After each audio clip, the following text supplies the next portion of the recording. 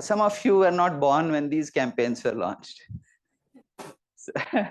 So even today on my LinkedIn profile, when we launched these campaigns, this was a historical event back in 79-80 when Coca-Cola left India because of Morarji Desai's government, and George Fernandez was our industries minister. It was strongly nationalistic movement at that time. IBM and Coke left India. All other companies diluted equity below 49, below 51%. So it became 51% Indian, 49% foreign. But these two companies left. So suddenly you had a vacuum in the soft drink market. For a country like ours, a hot country, no soft drinks. And so when Parle's expanded from Gold Spot, they launched Thumbs Up with the slogan of "Happy Days are here again, Thumbs Up." And then we had a couple of other big competitors who are regional as well as national competitors who started marketing their brands. So it was Thrill, Rush, Sprint. These were from McDowell's. I don't have to tell you who McDowell is, right? At your age, you know. Anyway, so they had tons of money from the beer sales, and they were not allowed to advertise beer, so they jumped into the soft drink business. We were getting outspent 5-1. So what do you do when you're stretched to the limit? You're getting outspent. So I proposed a simple promotion at that time. And so this was one of the promotions. We got the cricketers in. We got Gavaskar, Sandeep Patil, and Ravi Shastri to come in our Thumbs Up ads. We created a Billa, those crown caps. So we would print those pictures in the crown caps, and the kids would collect them, and 6 of them would give them a book, and so on and so forth. So it became a collection drive. So when a kid tells the parents, "I want this particular drink," the parents have to listen, right? So and the kids are becoming the influencers. Next slide, please. So these are different things that we had. We had a Flickr which showed Kapil Dev hitting a sixer, and so on and so forth. They're very popular. Even to this day on my LinkedIn profile, people ask, "Do you still have that? I lost mine when I was in my childhood, and can you show me some?" and so on. The other big, this was actually the first promotion I launched. So in my final interview with the CEO of the company, Ramesh Chauhan, he put a bottle of Gold Spot in front of me. It was an old brand with Coke had drummed up over 30-40 years with slapped left and right. He says, "What do we do with this brand?" So I said, "It's orange. It colors my lips orange in color. I love the taste. I love the tanginess. But as a 3 or 50 MBA, can you hear me okay? Yeah. I wanted to appear grown up, right? I was this thin, some of you are. I wore glasses just to show I'm looking older. And with orange lips, it completely defeats the purpose. So I said, I won't be caught dead with an orange drink during the day. In the evening when I go home, maybe I'll drink Gold Spot. Then he says, "So what's the remedy?" So I said, "Well, orange lips are not something kids mind or women mind. Women, in fact, put lipsticks, right? So why don't we reposition this for kids?" And then it struck me that previous week I'd taken a young cousin of mine to see this movie called Jungle Book. How many of you have seen that? See, almost 90%, right? And so it was a fun movie for kids. And I said, "Why don't we do a collection drive?" Because I remember when I was a kid, I used to collect stamps, I used to collect coins, I used to collect those, there were different matchbox labels, and so on. Kids have this acquisitive nature to collect stamps. Later on, it grows into collecting money, I guess. But anyway, so so how many of you collected something when you were a kid? All of us, right? That logic that we have stones, we collect different pebbles, different marbles, and so on.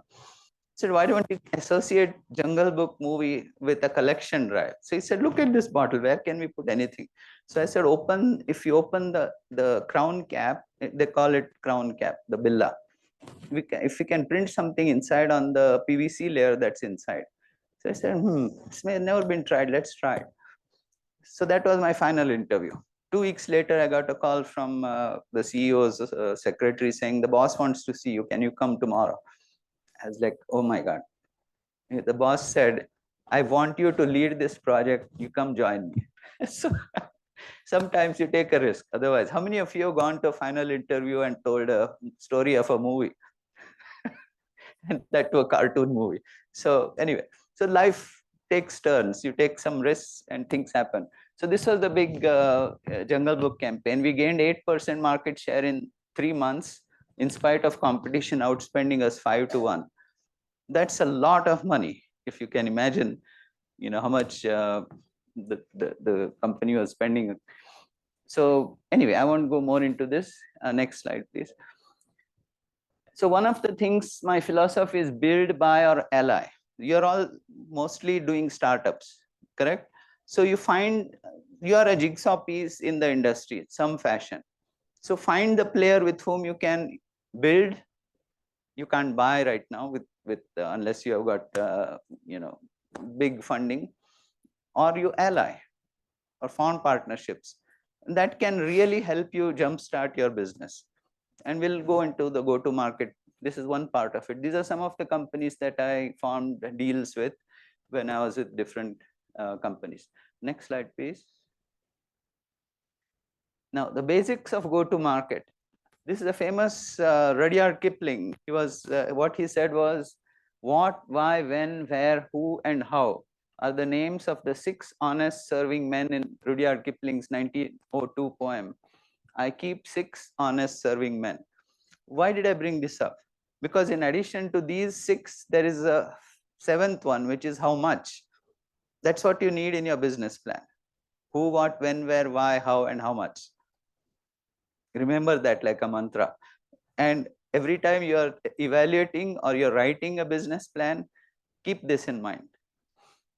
So Kipling wrote that these 6 questions are the basis for thinking about anything that needs to be addressed. It's amazing that it creates a discipline in your mind. Sometimes you define the what and you define the why, but you don't define the how. And unless you do that, you don't know how to implement it. Next slide, please. Now, why am I saying this? If you look at the evolution of the cell phone, how many of you have got smartphones? Good. Do you know when they became smart? Correct. We delegated a lot of our memory part to the phone. I used to remember 20, 30 phone numbers by heart. Now I can barely remember my number. So if you look at the traditional, if you look at the history, Motorola's engineer, Dr. Martin Cooper, in 1973 developed the first cell phone. It looked like a brick once it became commercial, but this was just an experimental lab phone. And just to poke his rival at AT&T Labs, Joel Engel, he called him on the phone from a New York street corner. He said, hey, this is my cell phone, it's working. So anyway, so we have come a long way from there. Things have been added, things have been, how do you say? Now, what all has the cell phone replaced? It replaced a torchlight, it replaced a computer, it's replaced calculators, it's replaced, see how many things, it's got all miniaturized into one smartphone. Now, also credit cards, GPay and so on. See how many new functions that keep getting added on. Next slide, please. Oh, go back, one more. The biggest product that Apple and Google phone displaced was a product called Palm Pilot. How many of you heard of this? This was around 2000, 2001, where every executive used to have this Palm Pilot. They would have these apps, but they're all proprietary apps done by the Palm Pilot company. They didn't open the standards. So that's again a strategy. If you look at history of Microsoft versus Apple, and in this case, Palm Pilot versus Apple and others, Google phone and so on, Nokia. Anyway, so this is how the graph went within a space of 2 years. The company folded, completely destroyed. Why am I showing you this? That's because of the next slide. So when you're doing a startup, you have an introduction phase, growth, maturity, decline. So how many of you are biologists? or come from the biological field. So you're very familiar with the cell life cycle. It's no different. It's a very similar situation. And if you're planning your business plan for losses in the first few months. You have to have a realistic business plan, because anybody who is going to fund you will ask you these questions. So you, just because you created a new product doesn't mean tomorrow you start selling and you're profitable. No, that curve goes like this. Your sales may grow like this, whereas your profitability, you start showing only net revenue is profit. Sales, this is the green line, is the sales revenue. And then it goes through another cycle and another cycle and another cycle. And like we saw with the cell phone, right? The first guys who came out with the cell phone are no longer seen in the market, because the next innovative product came and displaced them, and the next and the next. So plan for this. So you need a good business plan, anticipate the above pattern, make sure you're realistic, plan your numbers accordingly, meaning the business plan. Next slide, please. So why am I bringing this? It's supposed to be a marketing presentation, but realistically, any business is a business first. The marketing, advertising, all those things are happening to make that product sales grow, etc. But to start up, go to market, first you need money. You need the funding. So these are some of the, so get funding, need a good elevator pitch. So suppose I ask somebody here, you're all entrepreneurs, correct? So give me in one sentence, what do you do? So imagine this, that's why it's called an elevator pitch. You are going into a building which is like 10-story tall, and you meet this fantastically well-known venture capitalist. He has nothing else to do but just stare at the wall. So you say, hey, can I talk to you for 2 minutes? Sure. See, I'm starting a company, I do this, and it will improve the consumers, this, that. Would you be interested in having a pitch with me? I said this in less than 30 seconds, correct? So are you ready with your elevator pitch? So why is it called elevator? Because you're stuck with the guy, he's stuck with you, you're going up to the 10th floor or whatever number of floors. He has nothing better to do than to listen to you, and you should make it meaningful how to get that elevator pitch across. So what do you need in this elevator pitch? So what is it? Product or service? Is it a problem solution? Many times I've seen, I used to work at Philips, the world's largest patent, to come out the cassette, the audio cassette. Now it's defunct, right? Nobody uses that. They were the first to come out with that. 5 years later, Sony absolutely swiped the market. They were the first to come with the CD-ROM. 5 years later, again, Sony ate the lunch. So Sony has been a wonderful company to watch what Philips is going to do or what they launch, and then they find ways to break into that market sector. It's Harvard about Philips. The reason is the mental mindset was every quarter, every division has to make a profit. If they don't, that means they are on the down curve. So they exit from that market, sell it off, whatever. Now, how many of you have seen a Philips television? Right? Do you know who makes it? A company in Thailand. It's not Philips. They have licensed that name for production. So that's how Philips works. But they're very profitable, very good, and very smart company, because they have seen the life cycle for new products. It keeps happening, like we saw for the cell phone. It keeps happening. It's called forced obsolescence. So how many of you remember in the old movies when you see Neil Armstrong landing on the moon? At that time, all that information was being recorded on spools of tapes, right? Today, you can't use that because it's gone defunct. So you can imagine how even the audio medium has changed. It's gone from those spools. You had those spool record players, not record, what do you call them? Tape players. Of course, record players was another area. So on and so forth. Today, everything is digital. It's sitting in the cloud. I don't even worry about my that audio tape getting spoiled, because it's very safe. It's sitting in the cloud. So you can imagine how fast this whole area has gone. Okay, so problem solution. You have to figure out what is the problem you're solving. Many times what happens is we get caught up in our own thinking. We say, Arey, I can make this product. It will be fantastic. Get a reality check. Sometimes I'll talk about one product called polycarbonate that was marketed for 40 years as a bulletproof glass. So they would show a slow action bullet coming and hitting the lens and it falls off and the lens doesn't shatter. Fine, you can use that for the Pope Mobile or some VIP traveling who doesn't want to, who has the threats for getting shot, etc. So they can have that bulletproof polycarbonate.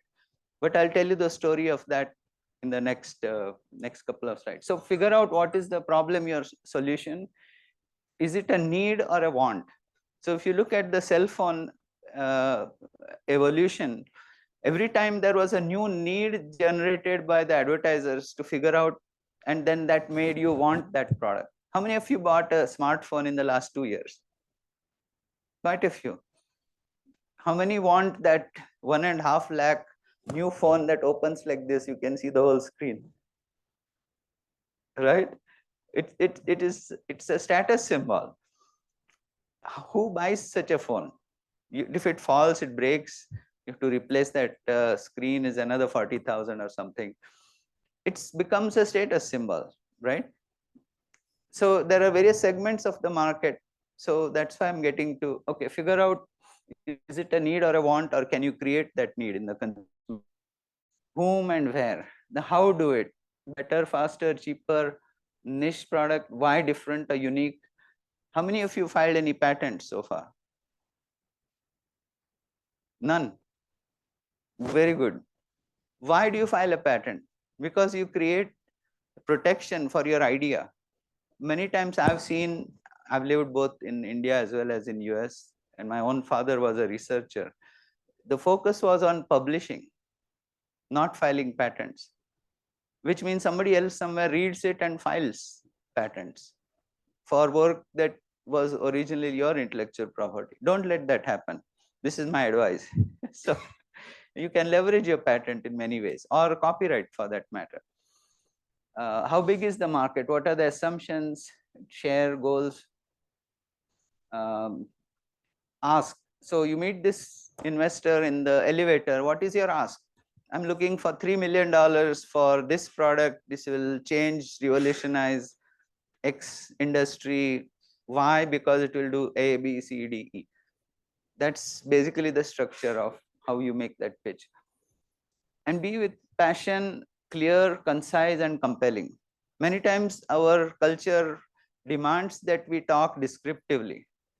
Sometimes you need to be very clear in 3 or 4 sentences to be able to say what product you do, how it will help, etc. So learn to be concise and precise. So without funding, you can't go to market, right? So that's why I covered these initial places. So again, to Rudyard Kipling's main 6, 7, who, what, when, where, why, how, and how much. You should keep that in mind. Next slide, please. Any questions? Yeah.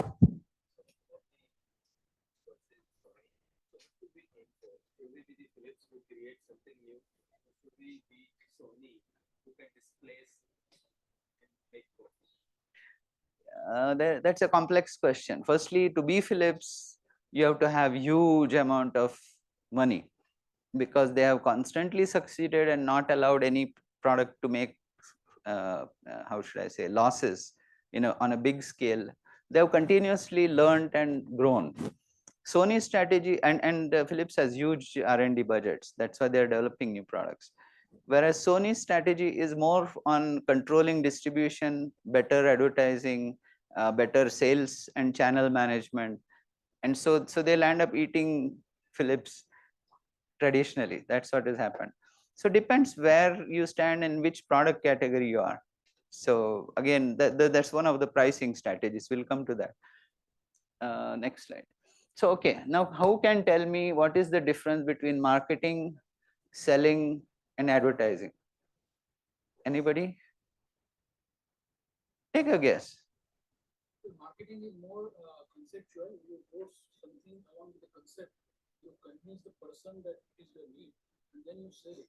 Whereas selling is something which is already available in the market, it is like a groundnut oil, which is the need of the customer. He will consume it for sure. So that is selling. Advertising is what you are doing over there.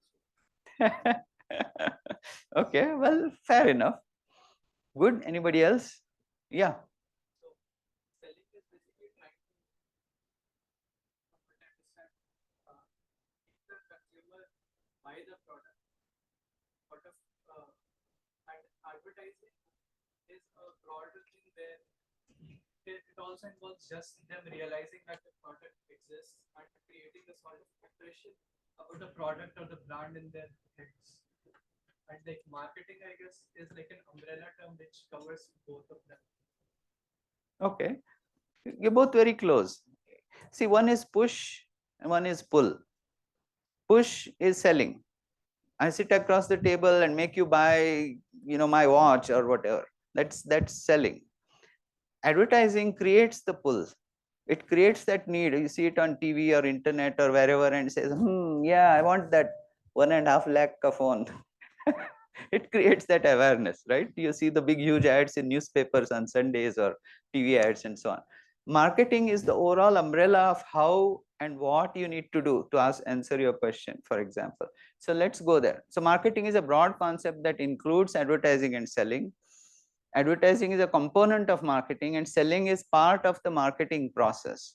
Next slide, please. So these are some definitions. So marketing has the 4 P's: planning the product. So a broad business practice that involves identifying and meeting customer needs and growing a customer base. Marketing can include activities like planning the product, the 4 P's of marketing. Have you heard of the 4 P's? Okay, good. Determining what consumers want, designing and developing products based on consumer wants, and I put or needs, because as soon as you know that there is an ice cream fellow giving free ice cream right outside this room, it creates a need, right? Right? So that's how needs work. Selling is prospecting, building relationships, making presentations, and so on. Advertising includes the communication of creating the pull that we just talked about. I thought I will clarify this because many times you meet a salesman and he says, I'm doing marketing for Nokia or some other company. No, he's doing selling for Nokia. There's a difference. He doesn't sit there and put the thinking cap on, like you're saying, developing the concepts, what will make this Nokia or whatever big phone work. So that strategy comes from determining what consumers want and how to create that, develop the products for the want or needs. So we'll look at some examples. Next slide, please. So the process of developing a go-to-market strategy. So far, I've tried to include, without money, you can't go to market. How to create how and why of your pitch, and also the concept of marketing, selling, and advertising. Correct? Okay, next slide. So when you look at functional, so this is the product, the 4 P's of marketing: product, place, promotion, price. Place means distribution. So product can have all these different aspects. For example, functional features. We look at the cell phone history, for example. It's evolved so fast over last 20 years. Aesthetic design, accompanying services, instructions for use, warranty, product differentiation, product positioning. So there's a core product like the phone, but it does all these other things from apps that you can download and make your phone increasingly smarter and smarter, right? How many of you have got Google Maps, for example? Today you can't live without Google Maps. Now I don't have to remember where I live or where I work. I just put it, and of course I have a little bit of memory left, so I still remember my road, how to drive from place A to place B. But by and large, we don't remember phone numbers. We don't remember a lot of things. Now with Chat GPT, you can actually get whole kinds of essays done on any topic you want, right? So increasingly we are losing our brain power, but it's falling on the devices to be able to generate those for us. And AI is scary in some areas. I won't go deeper than that. Then your promotion, the amount and type of advertising, the number and qualification of salespeople. So promotion includes both advertising as well as the sales part of it. Distribution is number of retail outlets, how it's available. So Coca-Cola had a saying, a Coke product should be available at the arm's length of desire. Arm's length of desire. So where all, I mean, in this building, you don't see as much, but in a commercial place, you go to a mall, you can see there is a vending machine. You can see every shop is selling Coke or any soft drink. You can get packaged bottles of Coke to take home, right? So arm's length of desire. In the US, you see even more with those soda fountains and coin machines and so on and so forth. So having that kind of a distribution strategy is very important for a product which is an impulse buy. Suddenly you walk across campus, you're feeling all sweaty and hot and say, "Arey, pani chahiye." You want. So you find where do I get bottle of water? Which reminds me, I need to drink some water. Hold on. Thank you. So anyway, so product, place, promotion, and price. So there's a lot of pricing strategies that you can play. For example, you asked me, should we play the role of Philips or should we play the role of Sony? Now, Sony didn't have as many R&D costs, so they didn't file for any. I shouldn't say any, but they have filed for patents. But by and large, what happens when you file for a patent? You have exclusivity for about 20 years. That's true in drug companies, pharmaceuticals. It's true in electronics. It's true in many areas. You have about 20 years to recover that huge investment you made. To develop a new pharmaceutical product, for example, for Novartis or any of the big pharma companies, it takes about 500, $700 million. They have to go through phase 1, phase 2, phase 3, clinical trials, so on and so forth. Just to develop that product, it takes them 9 to 10 years. Then on top, you have to get them to file the patent and then find strategies to license it or manufacture it.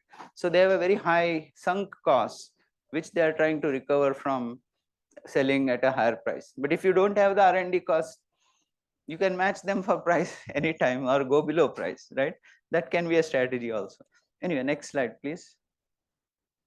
So then begin to develop the SWOT analysis. SWOT is, how many of you swatted a fly? It's not that SWOT. So anyway, SWOT is strengths, weaknesses, opportunities, and threats. Any questions so far? Okay, so I say that SWOT because what do you do well? As PhDs, science background people, you have very good analytical skills, you have good knowledge about your subject. You have to figure out where do you need to improve. Maybe it's sales, maybe it is thinking out of the box from a consumer looking in perspective.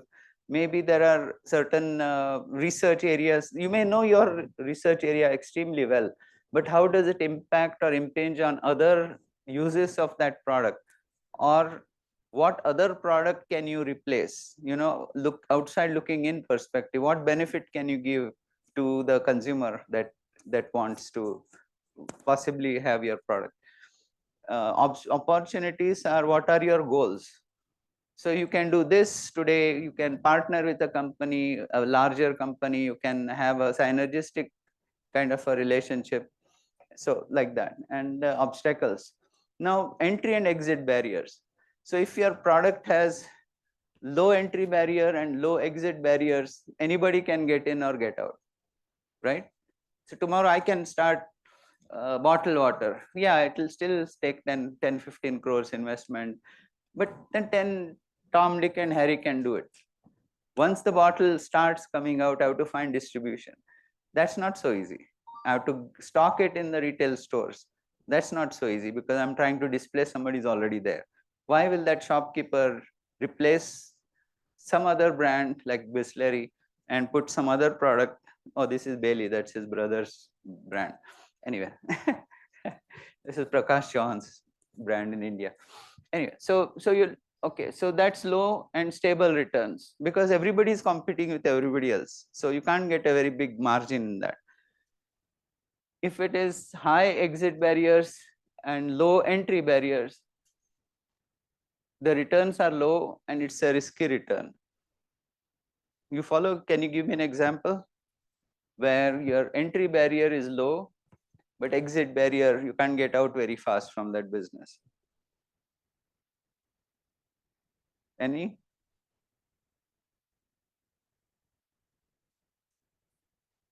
The whole education area is like that in a sense, because yes, it's easy to go from bachelor's to master's to PhD if you have relatively good grades. But then what do? You have to look at the future. I was supposed to go from BSc to MSc to PhD, and I couldn't see what next I would do after my PhD. Oh, go abroad, do more research.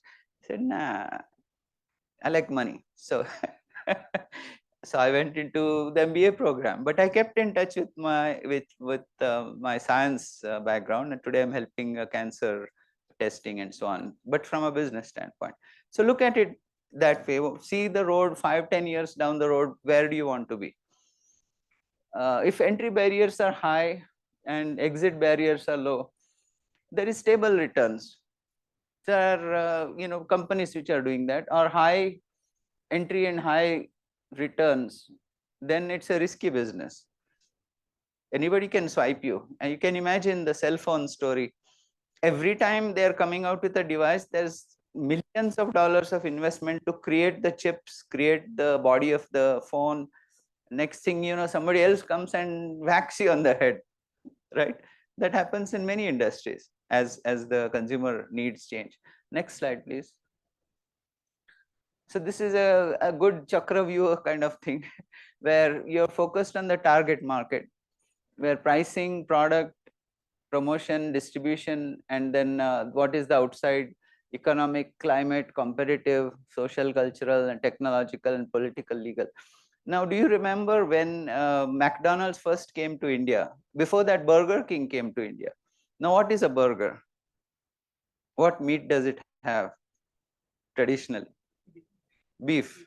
Now, in an 80% Hindu country, beef is not going to be palatable. So they launched, I think, a store in Bombay and a store in Bangalore, and there was massive reaction against it. The person who launched it said, oh, we made a mistake. So they then made it into mutton burgers and various other products. McDonald's kept quiet. And then they came in with without beef, which is smart to understand that outer circle, which says social cultural norms, correct? Now, I happened to be in Dubai last week, and there they have chocolate made from camel milk. How many of you would love to taste that? Okay. How many like Amul chocolate, which is made from regular cow milk? We all love, right? So think about the barrier. You have two people wanting to taste that out of a class of about 50. So isn't that part of the social cultural norms that we are not used to it, correct? So all of a sudden he said, oh, great. Oh, I'm not going to eat it, thanks. Right? That's the first reaction you get. So it's part of the social cultural norms. And next slide, please. One other thing, in India, we are very, very price sensitive. Okay. But launching a new product with a very low price means your margins are limited. That means you are already like a noose around your neck. If you make a slight mistake and gaya business khatam. So you need to have a good enough advantage that you can command a better price and a better margin. So lowest price is not always the best. Now suppose I don't wear watches anymore, but suppose I was wearing a watch and it's a Rolex, and I say I'll give you this Rolex watch for 5 rupees. What would your reaction be? It's chori ka maal hai, right? It's BS. It can't possibly be a Rolex, right? So in our mind, there is a perception, price perception or value for a particular product. We already have that in our brain. Suppose I said it costs $10,000 and I'm giving it to you because you have been so generous and helpful, whatever. You'll really appreciate it. So it's the same watch, let's say, But if I'm gifting it to you and say, oh, it only cost me $5, and so I've diminished the value by telling you the price. But on the other, enhance the value by telling you the real price and giving it as a gift, $10,000. Oh wow, great, right? So there is a certain price value mechanism that. So suppose you have a smartphone. Let's say it's a Samsung 21, and tomorrow somebody says, I'll give you this 1.5 lakh phone, which I forgot which manufacturer. Which one? Okay. So if somebody gave that as a gift to you, you immediately know that, wow, this is an expensive cell phone, correct? But if I give my A21 Galaxy A21 or whatever my number is, I don't remember. You say, ah, ठीक है, वो 10-12 हजार में मिल जाता है. So you already have a price value evaluation in your brain. So suppose you are coming out with a brand new product which does something unique, different, better, cheaper, faster, whatever. You have to establish the value for those benefits and then think what price it is. Okay, it's a little hard to explain, but I hope you're understanding what I'm trying to say. What is the consumer's perception of what you're offering? Always think about it from a consumer perspective. Good evening, how are you? So does the, sorry, go ahead, question.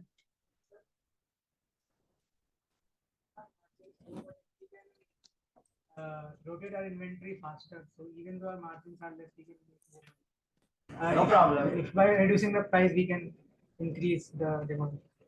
Correct. For a commodity type product, that's excellent. But suppose you have brand new product coming out of IISER AIC seed, right? Have I got it right?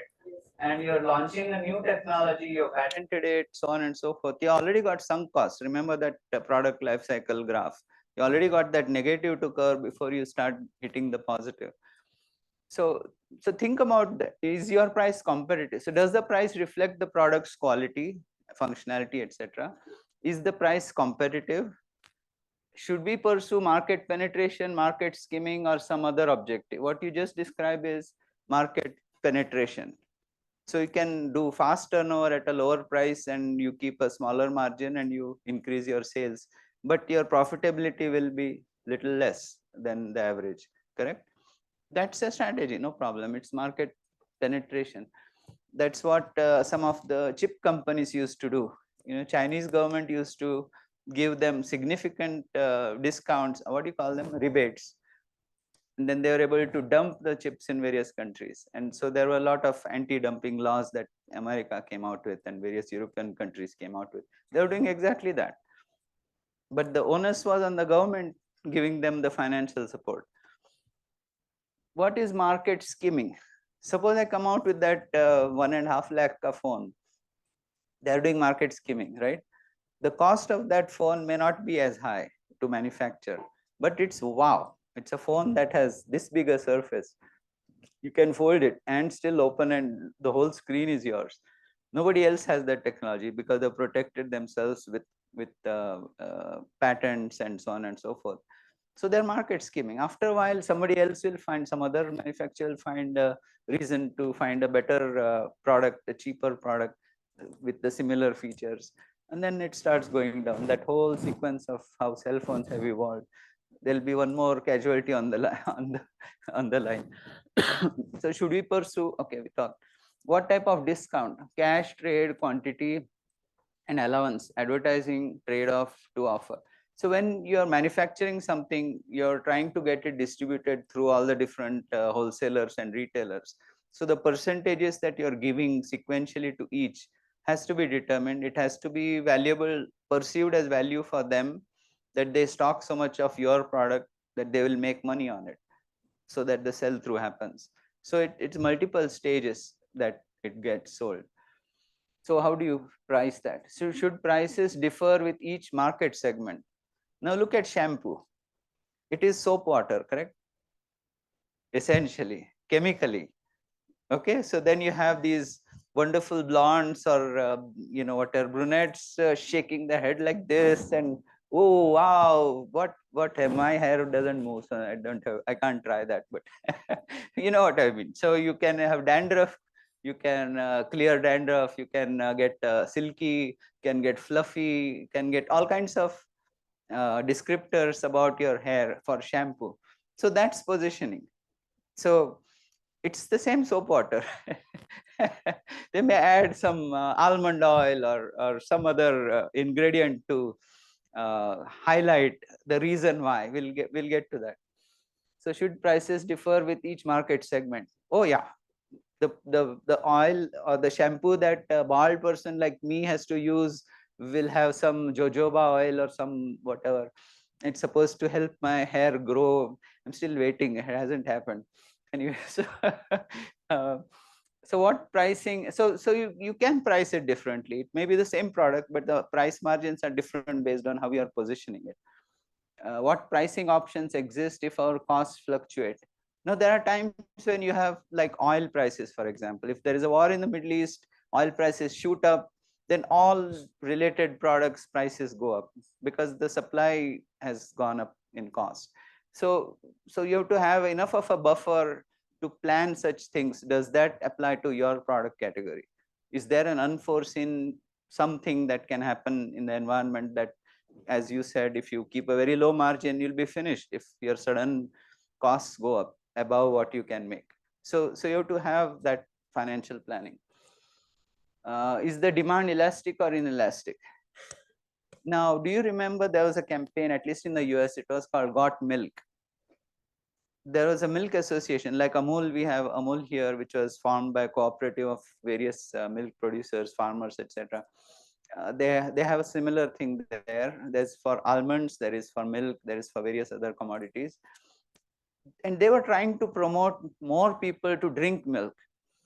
Finally, the ad agency that came out with the campaign was just two words with a question mark: got milk, question mark. Because every time either the husband or the wife in the family is going to shop, the other partner tells them, get milk, chai ke liye khatam ho gaya, kal nahi hai, right? So got milk became, every time I go to the grocery store, I now remember, I have to bring milk. So that is a great way to occupy a space in the consumer's mind for milk. Otherwise, milk is not a very interesting product as such, correct? It's almost generic. So you have to figure out how to position that. Oh, and then you have, so is the demand elastic? Yeah, I can do without milk, maybe 2-3 days, but I don't like the chai with the milk powder. So I go get milk. That's me. Maybe some of you are okay with just the powder, is fine.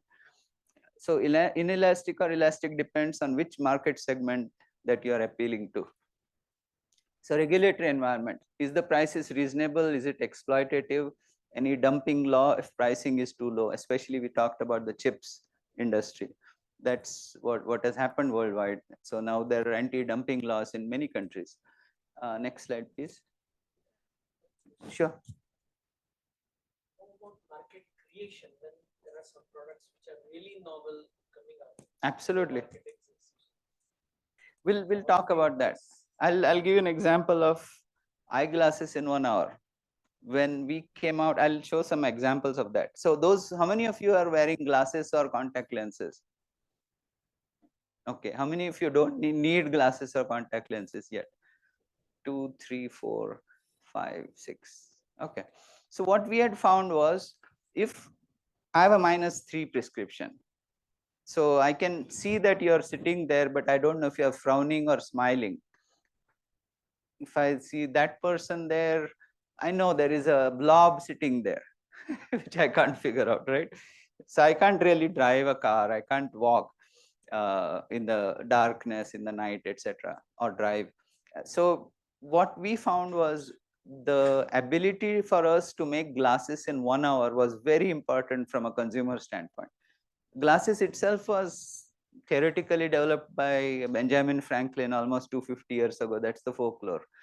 Anyway, so when we found that through consumer tests, we found that when I don't have my glasses, maybe I keep a spare in my pocket. Maybe I have another one sitting in my drawing room where I sit and read the newspaper or watch the TV or whatever. So I have multiple pairs.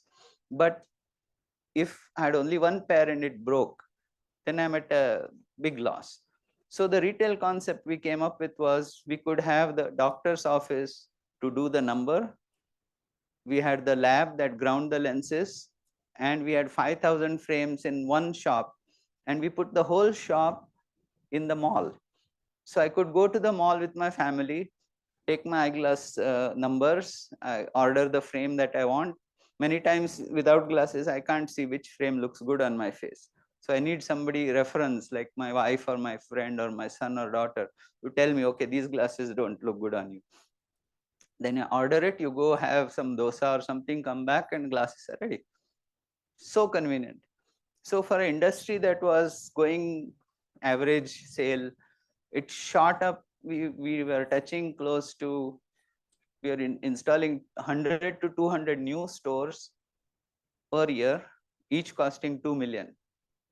And the cash flow generated from these first set funded the next set and the next set and the next set, like that. So I created the business plan for that. It's a company called Lens Crafters in the US. And it was acquired by Luxottica, which is a frame company. So to answer your question, the innovation was not the product, but the service. Sometimes the product itself is so new, it takes a while for us to explain the benefits. I will come to a couple of examples. So we have to look at segmenting, targeting, and positioning. So who is your segment? Whom are you going after? Targeting is how will you reach them? What are their media habits? And positioning is what is this 1 hour eyeglass, for example.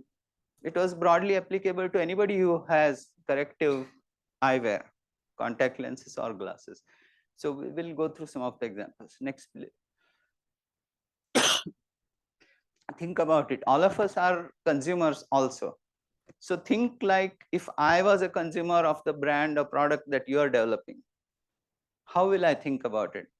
We used to call it the mother-in-law survey. Literally, you would ask somebody who's not so knowledgeable and say, what do you think about this? And they would give their honest opinion because they're related to you or they're a close friend.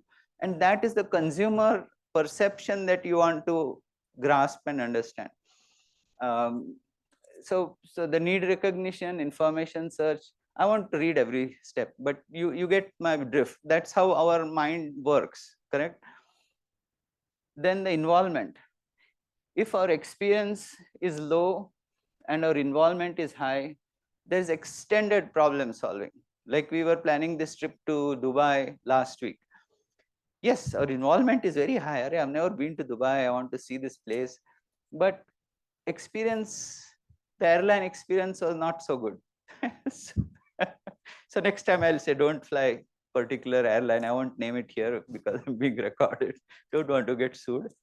Anyway, so if involvement is low and our experience is also low, there's limited problem solving. So कौन सा चाय चाहिए आपको? मसाला चाय, सादा चाय, without milk, with sugar, without sugar. हाँ चलेगा, कुछ भी चलेगा, चलो एक चाय हो जाए, right? That's sort of a low involvement.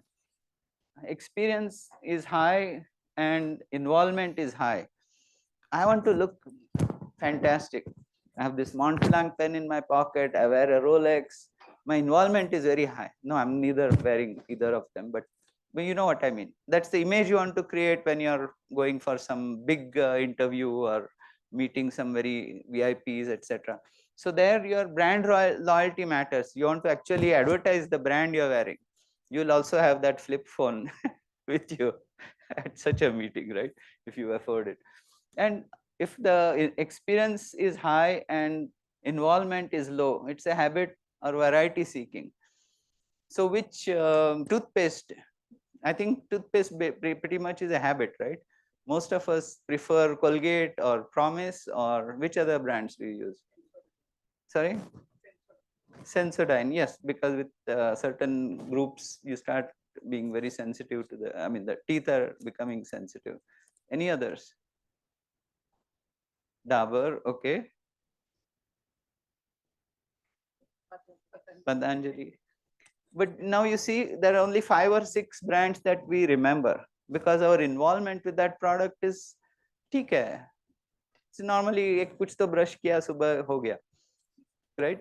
So it's not like you're going to think 300 times as to which paste I will use today. Sorry. Yeah. So depends on the type of so our need recognition, information search, and alternative evaluation, purchase, and then post purchase use and evaluation. Like my experience with a particular airline wasn't very fun, going to Dubai and coming back.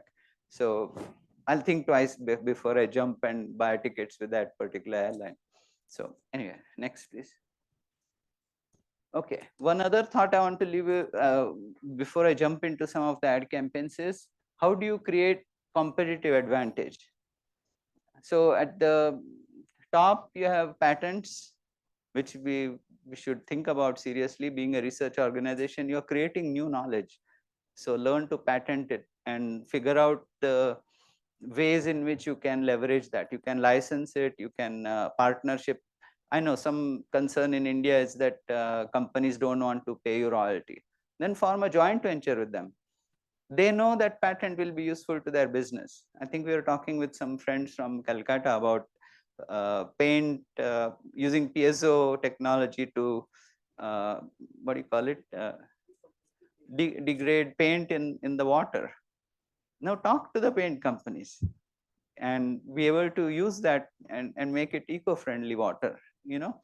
So we have to figure out, firstly patent it so that they don't rob you of it. So anyway, second is copyrights. Copyright, for example, Dennis the Menace or Hank Ketchum wrote that, right? So it was valid. Any copyright is valid for your lifetime plus 60 years beyond you. So it's a valuable asset to have. Locations. So in a retail business, for example, having a particular store in a cross street that's very busy becomes extremely important. Because aate jate people can go and buy this. Equipment. There may be certain specialized equipment that you use that others can't get. For example, the anti-reflective coating on the lenses, you see a light blue sheen. That equipment is very expensive and it takes about 24 hours for that to happen. So we use that in our marketing strategy. I'll tell you the story in a minute. For example, in Germany, 90% of people wear anti-reflective coating. So when we were expanding the Vision Express stores in Europe, we picked UK, but not London. Why? Because London, to start that advertising campaign would be very expensive. So financially, we would need at least 20 stores in London to be able to defray that kind of advertising we needed to do. So the media decision, the money decision. So we started in Nottingham, we went to Lancashire, we went through all the surrounding smaller towns so that we would get a good return on our investment and the brands stuck.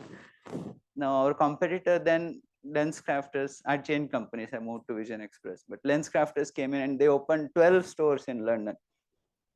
They needed 20 to break even, but 12 stores, they were bleeding. They couldn't do the full advertising, nor could they create that churn of profit to fund the future. So we offered to buy them out. We had already 30 other stores that were very profitable. So buying 12 stores and then building 7 or 8 more, we made the whole country profitable. So you have to think that, learn to think the business terms, what makes you successful. So technology, sorry, question, yeah. Which 20? Correct, good question. See, the calculation is like this. Most of the LensCrafter people came from Procter & Gamble.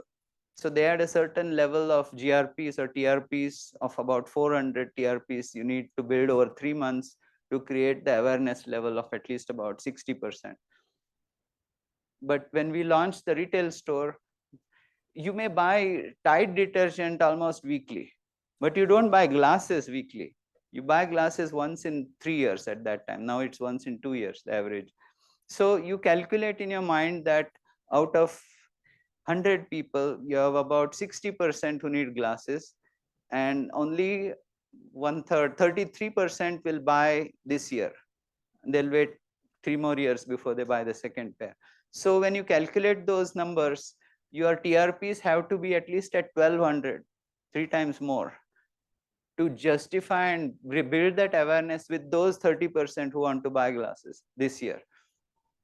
So at 1200 TRPs, what is the cost? For a cost in London, it's so high. So to defray that at 70% profit, net profit contribution margin, you need 20 stores. So there is a whole objective calculations. I'm throwing out rough numbers. They're not real. I'm not sharing confidential information, but you got the drift. That's the logic. Any other thoughts or questions? Okay. So there are certain new technologies. So can we start a Tesla company here today? No. The entry and exit barriers are huge. We don't have that technology. We will need considerable amount of gestation period to get something like that going, correct? Now think about it for your individual businesses that you're built startups or building the startups. What are the technology? Why is it better, cheaper, faster, etc.? There are things like customer service which can act as a entry barrier to you also. How many of you have a Geo signed up with a Geo phone? Good. Are you on the Geo annual plan? Okay, so am I. Now Geo changed from 2,500 to 3,000 to this year it's 3,500, right? For the whole year. How many of you have Vodafone? Okay. Vodafone, you pay 700 a month, roughly, correct? So you're paying 8,400 a year, correct? Okay. I'm just doing a simple math of customer service and promotion. So what Geo did, they came in with a low ball, they locked you in, and then gradually every year they'll increase it because now they have a huge solid market share. In a space of 2 or 3 years, they have taken the lion's share. That's just one part. That's the cell phone. Now, how many of you have Geo Fiber at home? Right? So now you have Geo Mart. You can do shopping online. You have Geo Wallet. You have Geo Phone. Now they are slowly making Geo the brand that you can do almost anything with. Am I right? So that's another story like what we discussed earlier about the cell phones. Started as a brick and today you have this thing in your pocket which can replace your computer, your calculator, your torchlight. So it's a very similar strategy. And they have done it brilliantly. How many of you have been to Bombay's, Mumbai, BKC, the Geo Center? It's huge. Literally, I was there last month for some event and I was really impressed. You can create a ton of, so next time anybody has a wedding at that place, you know, they are already at a certain social status, right?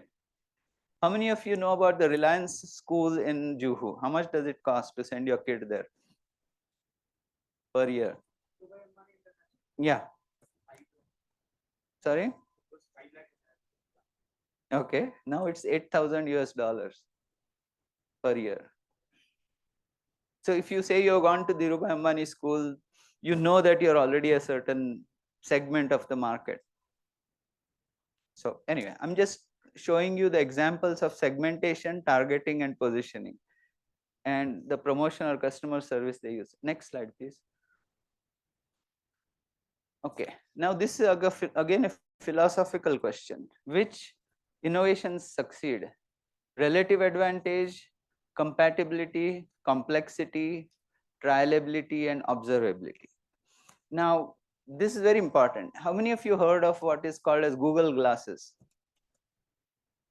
Okay, can you describe what Google Glasses was?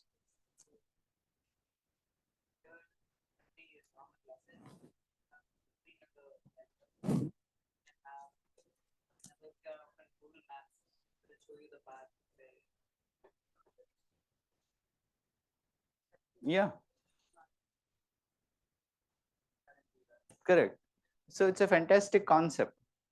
But when they launched it almost, what, 8-9 years ago, they launched it for $1,500. And they had limited battery life. So you could talk to your glasses and say, show me the way to IISER from Baner or whatever.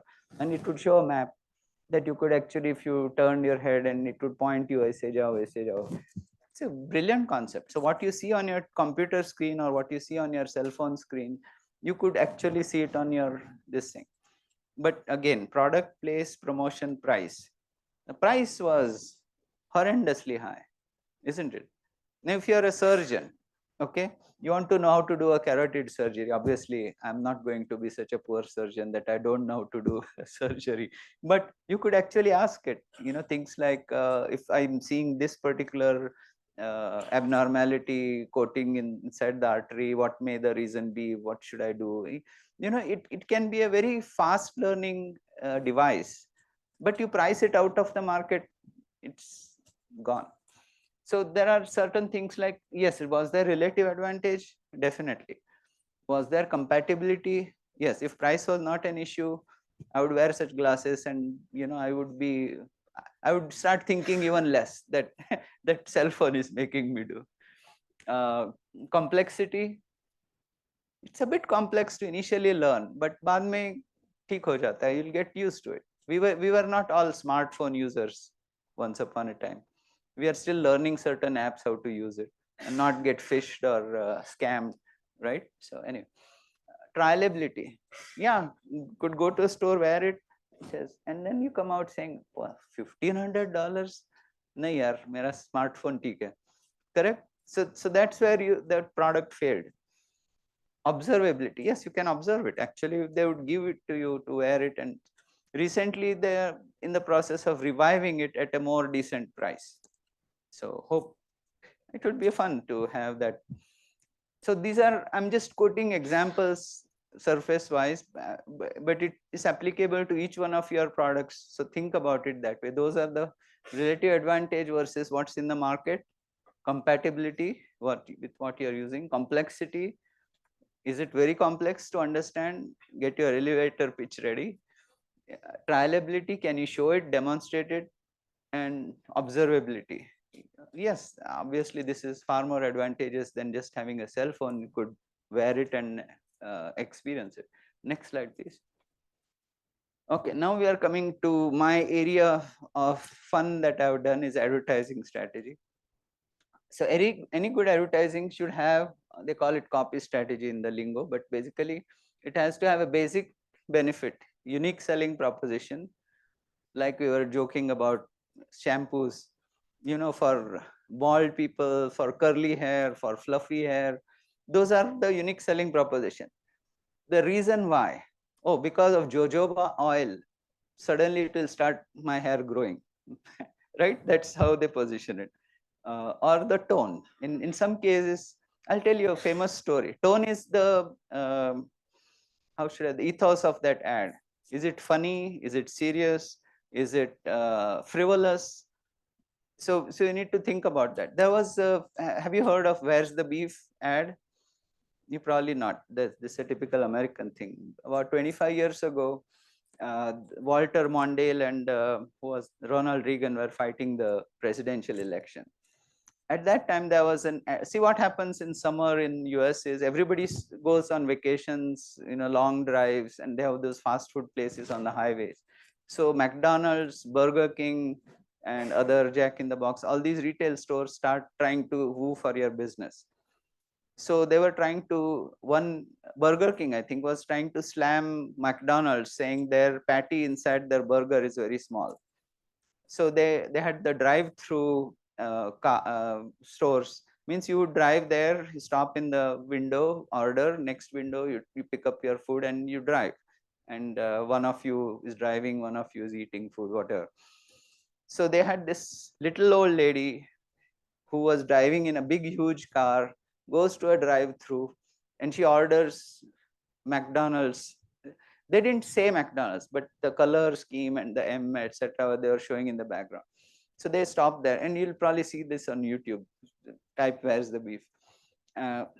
So then she comes at the delivery part and gets the burger, and she opens it, and the bun is this big and the patty is this small, like a coin. So she says, "Where's the beef?" So that won lot of advertising awards. But the sad part was, the more they advertised, the sales of Burger King went down. Why do you think that is? The reason was the most people who were eating at Burger Kings, they had seniors who went there. So this ad was making fun of the seniors. So they felt somehow slighted by that advertising. So advertising agency won lots of awards, but the sales were going down. The measure of advertising is if you can build sales for your company. Don't ever forget that. And this is a lesson you have to learn, because now you are just starting your companies and your careers. You'll have smart advertising guys selling you some idea. Test it. Test it, and then then you'll know, for example, whether it's going to build your business or not, or are you emotionally upsetting a segment of the market. That becomes very important. And why did I say where's the beef? So in the debates between Ronald Reagan and Mondale, Walter Mondale, they were both presidential candidates back then, both are no more now. One fellow asked the other, yeah, you're saying all these wonderful plans, but where's the beef? So it became a political slogan to ask that question, where's the beef? So I'm mentioning that because sometimes humor, the tone matters. Making what appeared to be making fun of this elderly lady was offensive to the seniors. And that's why the sales started going down, because they were the one who were patronizing Burger King's most. Anyway, so tone is important. So next slide, please.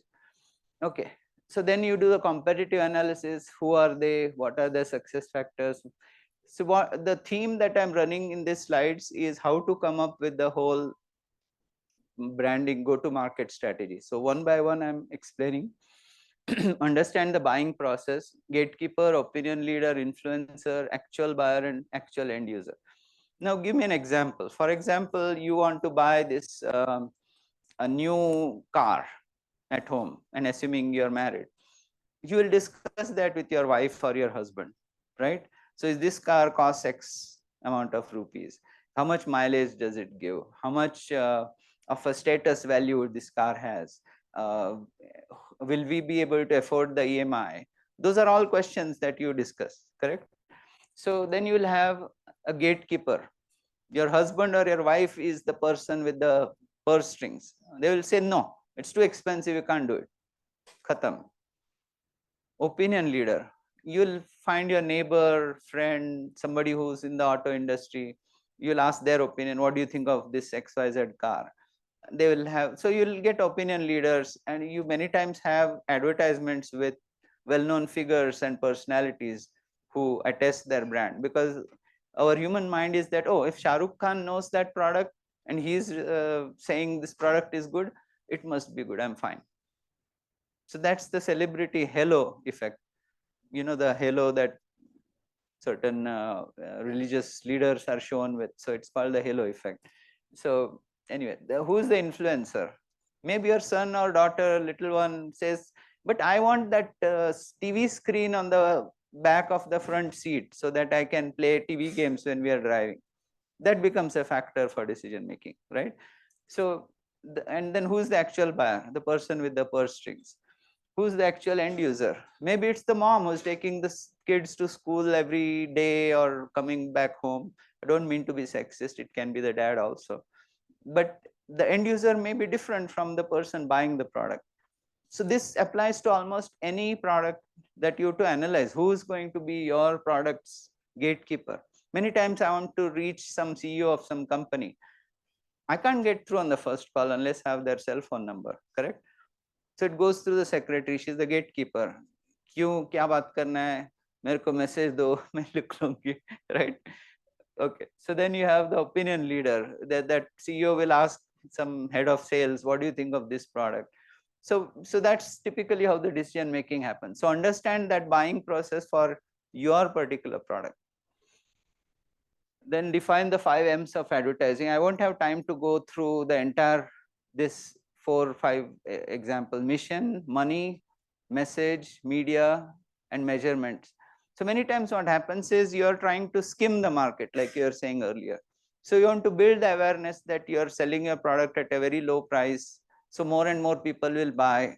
So you will increase the volume, but your profitability may be low.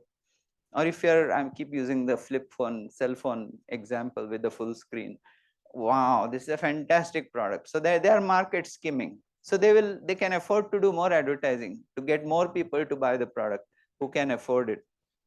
And eventually the sales will sort of decline as new products come. So think about that. So this is my website. So Philips, maybe pause on this for a minute. Anyway, no problem. So what Philips had done, and that's the product I helped launch, was a little tiny box which was called Web TV. This was the box. It could sit on top of any old television, connect the cable into it, and connect the phone line. At that time, phone line fiber was not around. So you could actually get picture in picture. It's not shown very clearly on this. So any TV, you could create picture in picture and have internet access. So if you're watching cricket, in one screen you can watch cricket. On the other screen, you could check the statistics of what Gavaskar scored in his life and stuff like that. Or you could open your email on a keyboard that was IR keyboard, infrared. So you could sit about 20 feet away from the TV screen and this box on a couch, and you could type in that box while you're watching a game. This product, TiVo, another product I helped launch, was digital video recorder. So suppose I keep taking the example of cricket because it's very popular with us. Suppose you're watching cricket and your boss calls you and you have to take the call. So you can pause. So the cricket game is going on, but you paused it. You finish your conversation half an hour later and you start again. So it will start from the point where you paused it. The actual game may have gone further. So that was the digital video recorder. These were two separate boxes. Today you have in smart TV, those functionalities are already built in the chip. So next please.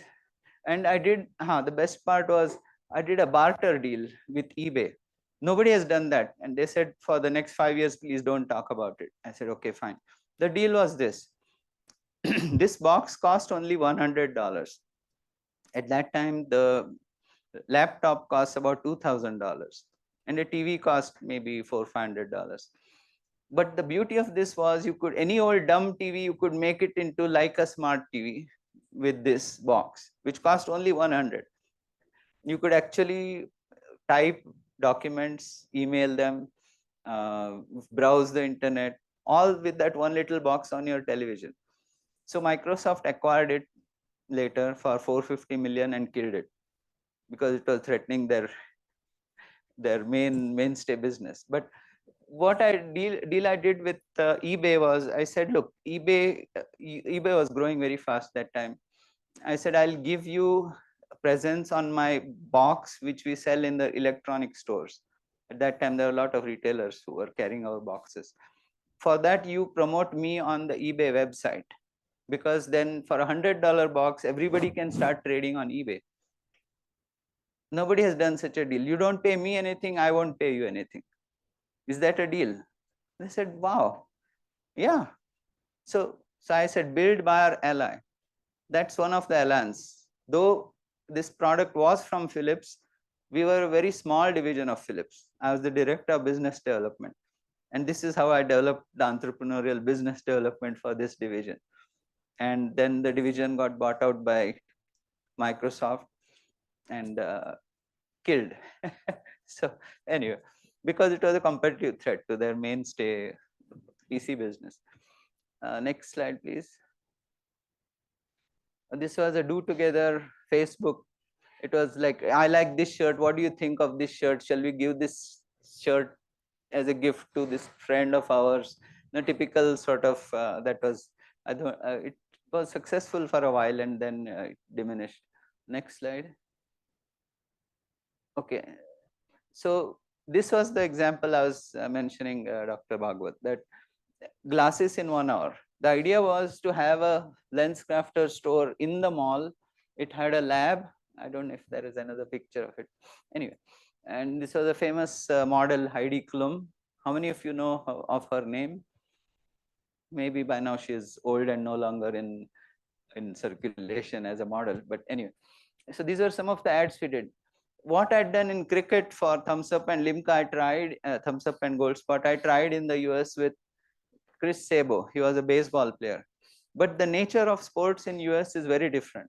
So if you're from Cincinnati, you like the Red Sox. If you're from Cleveland, you like the Cleveland Cavaliers or whatever. So they have very regional teams, and people are absolutely loyal to that local team. It's a bit crazy. In India, yes, they're trying to do that with the various cricket leagues and so on. But Indian Test cricket, you have only one Indian team, right? Traditionally for so many decades. So it worked in India, but it didn't work. This one didn't work because Chris Sabo was only known in Cincinnati, not in Chicago or not in any other town. So these are my experiments. The other thing I did was every coupon had a particular code on it, and our retail, what do you call that, cash machine, what do you call that, cash register. So if I go in with a coupon as a consumer and I want $20 off or whatever for the glasses, that cash register person had to put in the coupon code.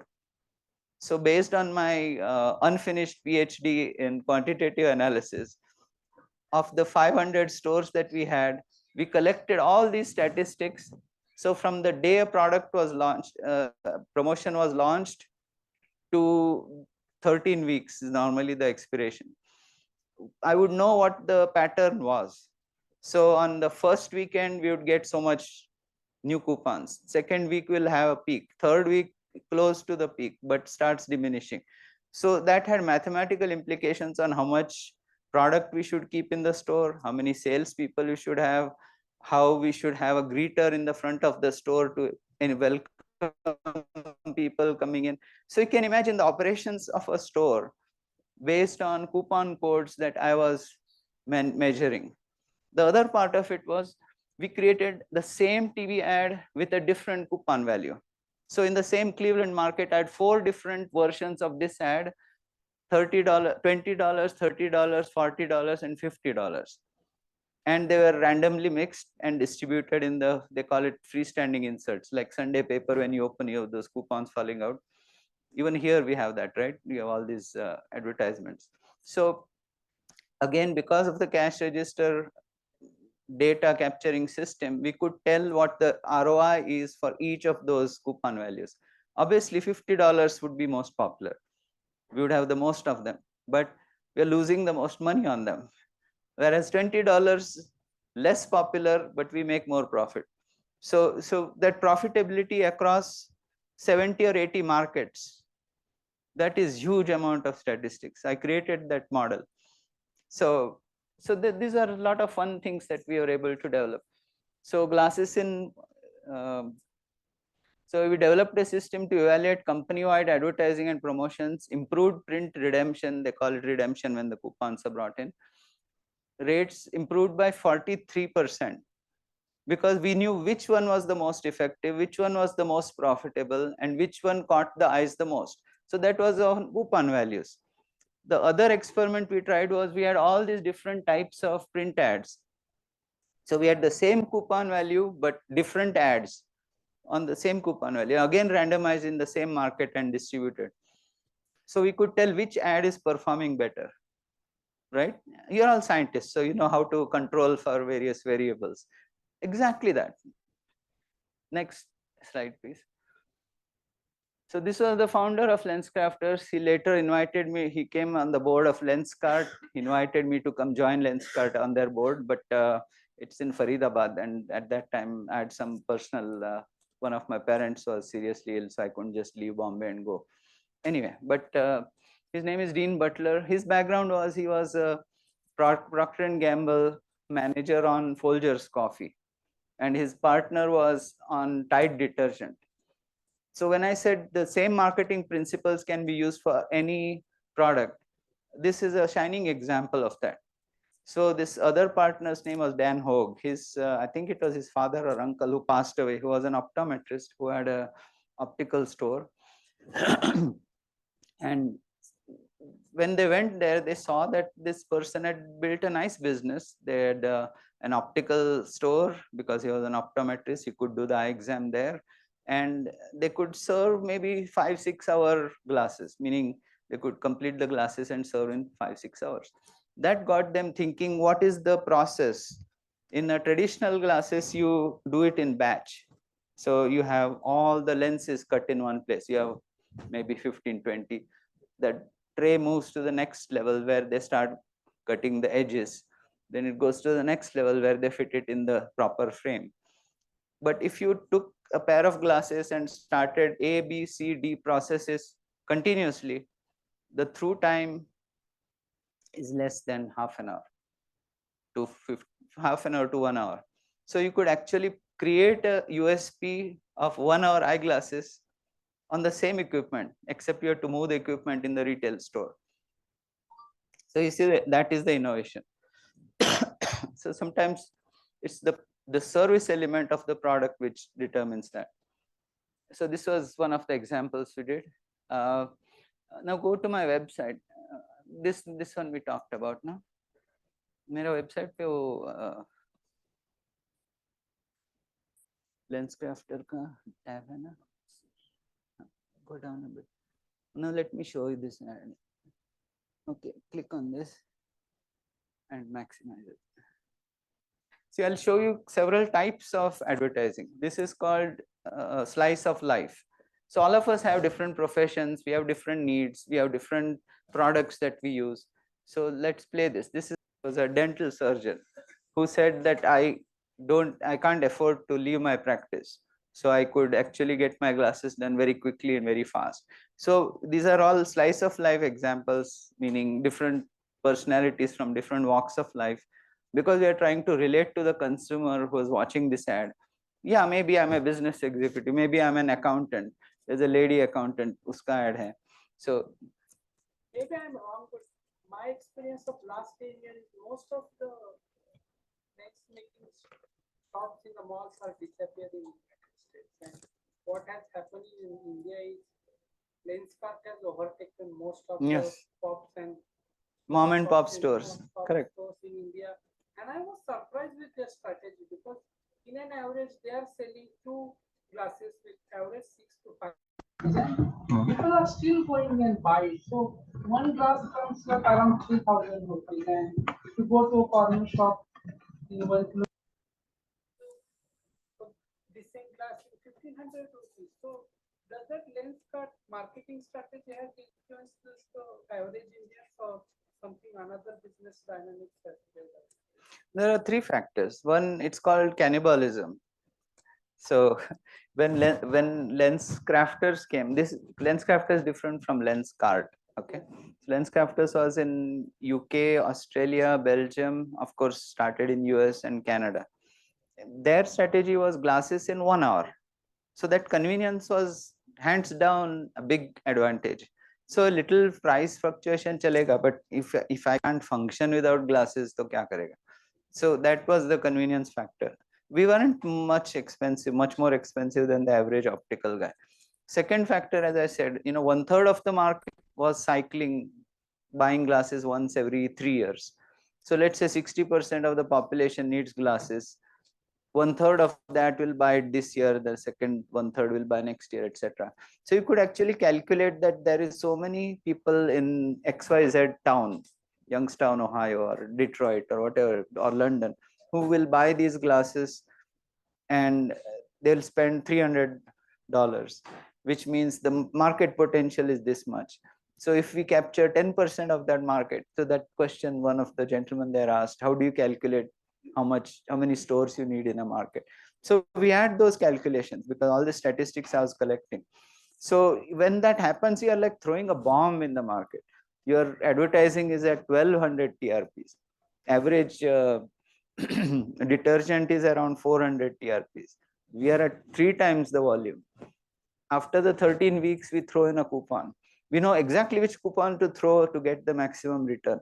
So you plan your profitability on all your promotions like that in every market. You can imagine how efficient that system becomes. So many stores, and we are building close to 100 to 200 stores every year, each costing 2 million. So we're talking 200 million to 400 million investment. We wouldn't be, we wouldn't have survived like that if we were losing money anywhere. But what it did was cannibalism. It just sucked out the market from the small mom and pop. working habits of these two countries. Correct. Correct. The working hours for a professional in US is reducing, whereas in developing countries, the working hours are increasing. Somebody is working for 8 hours or 10 hours, whereas in New Zealand they are asking for 4 hours or 4 days a week. Europe also, so yeah. They are having ample time to buy. They don't have to go in 1 hour of their. The key difference is a psychological difference. In India, we respect time, but not as much as Americans do. If I was to come here at 5 o'clock and start my talk, in America, I would be here at 4:45, keep everything ready, and at 5 o'clock, go. If I'm even 1 minute late, people will complain in America. Here, we are more relaxed. The same way, glasses in 1 hour. 1 hour was 1 hour. If you don't give it, so we created a campaign to beat competition because, obviously when we started it, other companies also came in with 1 hour eyeglasses. And we had to find that SWOT analysis to find what is it that we are doing new and different versus the competition. We found that our delivery of 1 hour was 95%. And with more polishing and training of people in the stores, we could achieve 99%, whereas they were at 60%. So what would you do as a promotion? We did 1 hour or free glasses. 1 hour or free is a significant benefit to the consumer. It costs $300 for a pair of glasses. You come, you give an order, and if we don't do it in 1 hour, we'll give those glasses free to you. That was very compelling. And the beauty of that was competition. The customers would go to a competitor store. You also do 1 hour, right? Yeah. So if you don't do in 1 hour, you'll give it free to me? No, wo nahi kar sakta. Go to LensCrafters. So it sucked out the market. So to answer a question, the concept of time is money, is very powerful in US and Canada and Germany. And there's a whole lecture I have on high context and low context countries. That's kind of interesting by itself. Anyway, can we play this? I haven't got time to breathe, let alone wait 2 weeks for new glasses. And nurse said to me, where do you get your hair done? I said at the mall. She said, why not go to LensCrafters? LensCrafters crafts your quality glasses in about an hour by putting the whole lab right in the store so you can see better and get more done in about an hour. By the time my hair was done, my beautiful glasses were done. LensCrafters for custom crafted eyeglasses in about an hour at West Hampton Mall. Yeah. I haven't got time to breathe. It's a 30-second ad. In 30 seconds, you have to convey the main message, which is we do glasses in 1 hour and it's convenient to you, whatever profession you may be in. Now, how will I remember that? Because there is what is called the Krugman curve. You have to see an ad at least 3 times before you even register that you saw an ad. It's a famous research done by a psychologist in Chicago. So it's called the Krugman curve in advertising. So when you are actually spending money in advertising, you ask for what is my 3+ reach with this media. 3+, why? Because until then you are not even beyond the what is called threshold. Second element is we kept this LensCrafters profiles. Profiles, why? Because the testaments by different professional groups. So we had that. So people don't forget LensCrafters. In that 30 seconds, you're trying to do a lot of things. You're telling a story. You're showing this person as being a particular professional. We are trying to increase the awareness for our brand. Continue, please. Let alone wait 2 weeks for new glasses. And nurse said to me, where do you get your hair done? So why did the camera go so close to the face? Because human beings talk through the eyes. Meaning we are very sensitive to another person looking you in the eye. So when you go close, it's like, kya bol rahe ho? So your attention level goes up. So there are a lot of elements in how you create this ad. She's a friendly person. Yeah. Let alone wait 2 weeks for new glasses. And nurse said to me, where do you get your hair done? I said at the mall. She said, why not go to LensCrafters? LensCrafters crafts your quality glasses in about an hour by putting the whole app right in the store so you can see. What is the reason why? We can do 1 hour because the lab is in the store. And we pictorially show it so that it registers. The lab is in the store. And the store happens to be in the mall. That you know because you walk past that in that particular mall where you shop. So you can imagine how many things you are trying to do in a 30-second ad once you analyze it. So when you create your ads, think about what all elements you want to do. Please continue. See better and get more done in about an hour. By the time my hair was done, my beautiful glasses were done. Lens crafters for custom crafted eyeglasses in about an hour. So, custom crafted. Why we say that? Because it is crafted to your prescription. Otherwise, it looks like I कुछ mall make store that glasses. So the concept of the perception of quality should also come. Custom crafted glasses in order. Otherwise, it's not just locked glasses in order. So you can imagine every word, every nuance, every visual that you show. The other thing psychologically, when a male voice instructs you, apparently it has higher credibility than if a female voice. That's the psychology. Okay? Sorry. I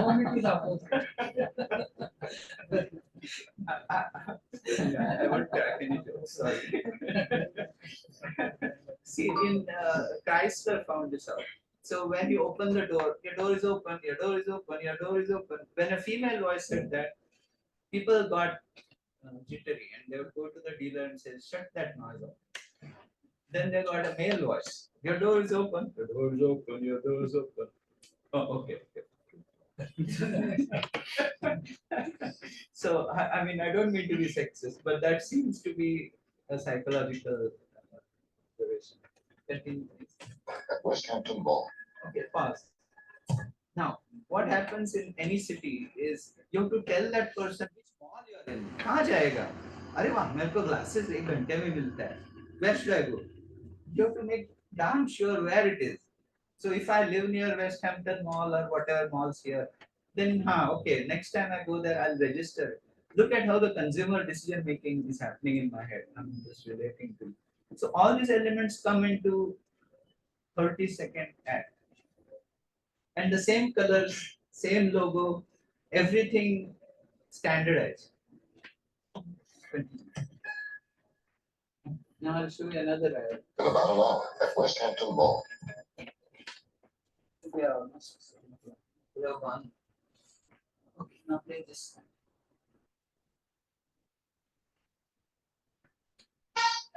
The Place, Fair Oaks Mall.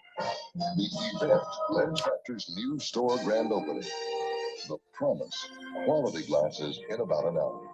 Lens Crafters' in-store laboratories and highly trained technicians prepare your lenses and frames with meticulous care and precision.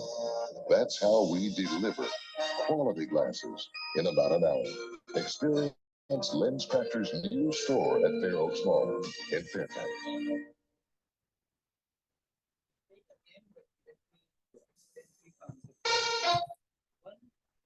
Close that facial shot is. Eyes are looking at you. It grabs your attention. Second part, that music in the background, it's a clarinet. Traditionally, we associate clarinet with waking up early. Pay attention, that kind of sound. Now, why were we advertising a new store? Because in big cities like Chicago, we had some 25, 27 stores. And you open one more store in another mall on the outskirts, just people don't register it at all. So that store which cost $2 million, in American parlance, it's called sucking wind. So just not performing. So we have to find a strategy to highlight that one new store, that one new location, because other 25 are doing fine.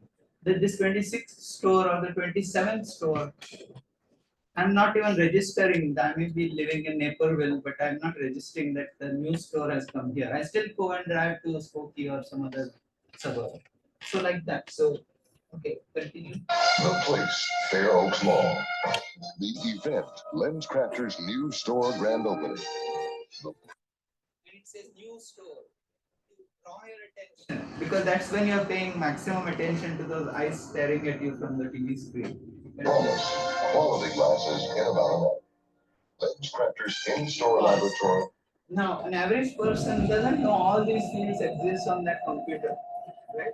So it suddenly gives a technical look, and it is technical. If you put in your diopters and your cylinder and your pupillary distance, and all those things are in that.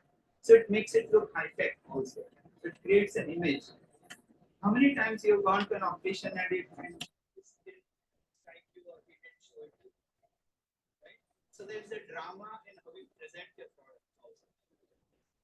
There's a highly trained Sorry, pause. Yeah. To switch from 1 hour or free to in about an hour. Correct. That free was in markets where we were second or third player to enter. So that was more promotional punch to the competition. This was the mainstay advertising. This one was used when we were having multiple locations in the same TV market. Same TV market, because the TV was the big thing. So we opened one new store to store attention in that this store doesn't perform. So we were using, and yes, we changed from 1 hour classes to quality classes in about an hour. About we didn't want people to say every time we free the 1 hour meeting also. That was a promotion because we are beating the competition. They had opened stores before us. We came in and just vacuumed their sales away from them. So these are strategies. Any other thoughts, questions? Yeah. I haven't really seen advertisement which focuses on particular store. No, that you store.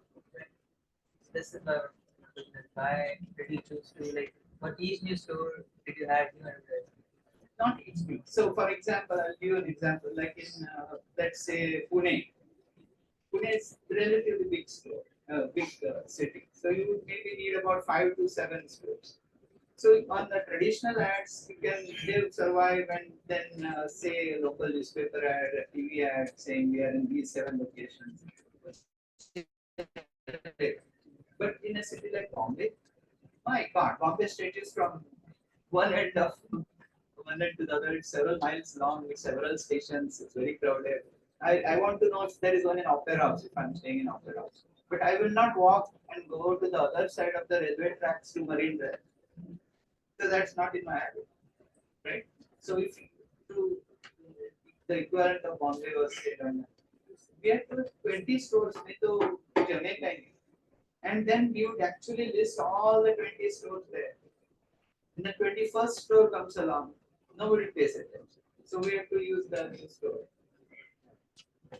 So see, there is a logic in and a quantifiable monetary impact on every one of these decisions.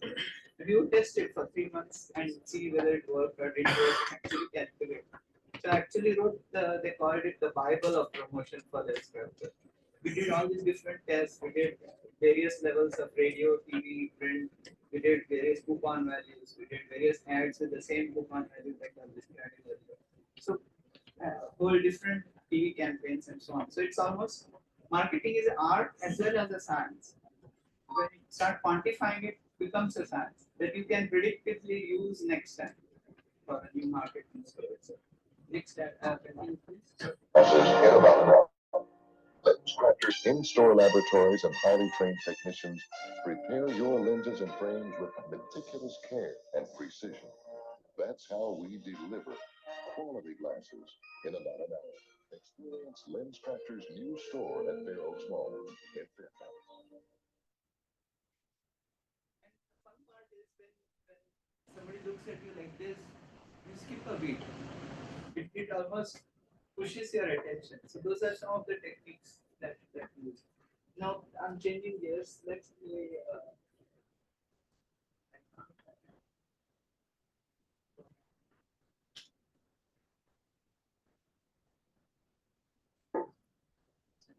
Let's play Mastercard. So one of the phenomena after the 2008 market crash was many people went bankrupt. And when you're bankrupt in the US, they don't let you open a bank account. So then what happens?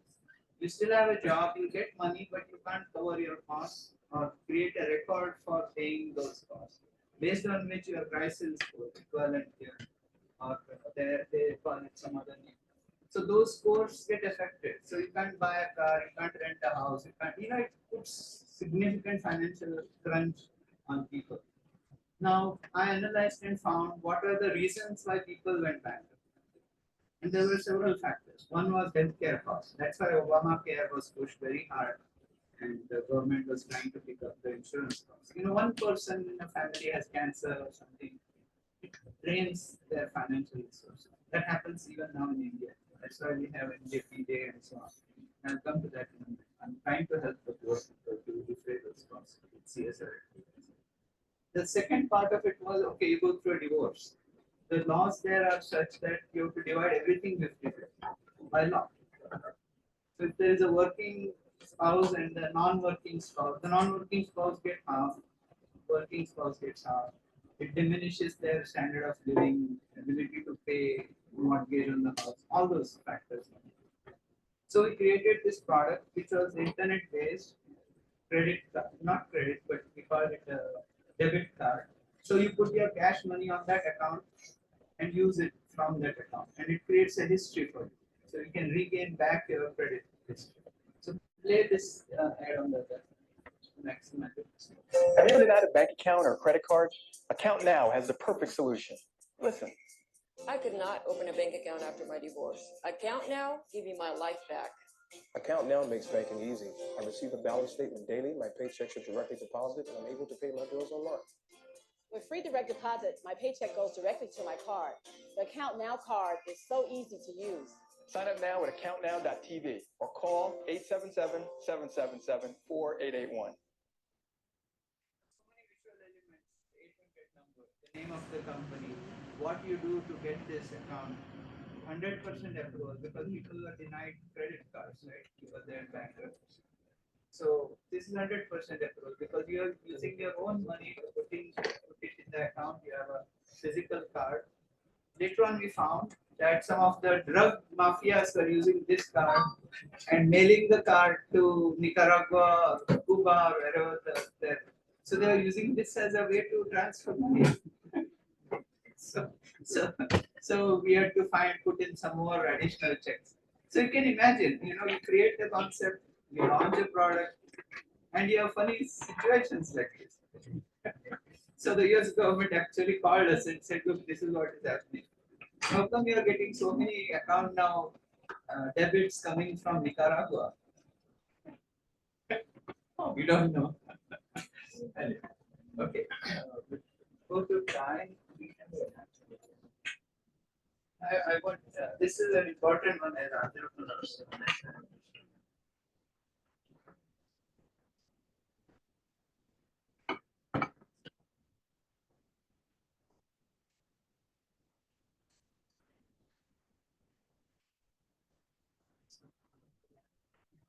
So have you heard of Draper Fisher Jurvetson, big venture capital firm? Anybody heard of Draper Fisher Jurvetson? They are the largest venture capital firm in the world. It's run by Tim Draper. Something like $50 billion when I last saw them. There are some 70 offices globally. This gentleman is his father. He's known as the father of venture capital because he started Silicon Valley Mexico. I got to know him because at that point in time, I was trying to launch the lens crafter concept here in India. So back in 95. But there were certain hurdles in personal life that didn't allow me to come. A few years later, I got involved with TIE. Have you heard of TIE? The Indus Entrepreneurs. So the president of TIE asked me, can you please help, because we have this big conference coming up. Not too many people have signed, and we need to market this quickly. We are 5 weeks away from the conference, and we have badly, they have to plan a 5-star hotel, lunch, dinner, for 4 days, 3 days, 2 days, whatever. significant cost that as a non-profit, as a non-profit, they have to upfront fund this. And if they don't recover, they're in massive losses. So he said, I know you should come and help me. So, okay. So I became the chairperson for marketing of that. So I said the first thing any entrepreneur wants to know is how will I get funding if I go to this event? So I asked Bill Draper, will you come? He said, you're the guy trying to do 1 hour classes in India. I said, yeah. Did you do it? No. Some other hurdles. So then I said, but I have a favor to ask. Will you feature in this? He was very much in favor. He had created an India fund that time. So anyway, so let's see that. The place, Weston, Santa Clara. The date, May 16th and 17th. The event, 10th Annual Entrepreneurship Conference. Make your connections. Build your network of contacts. TICON is your place to be. Meet veteran entrepreneurs and venture capitalists. Register online at ticon.org.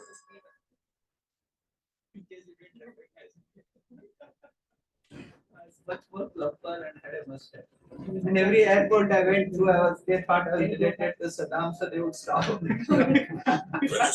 Just joking.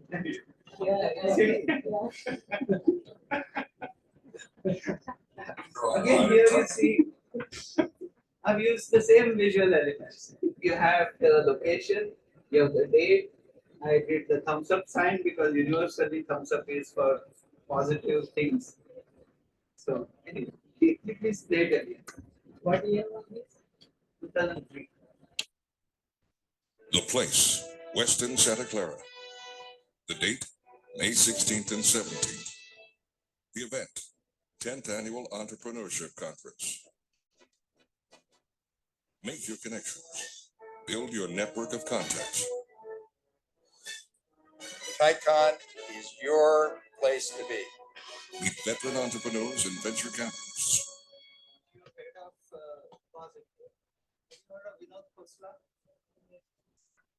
I got to meet him as well as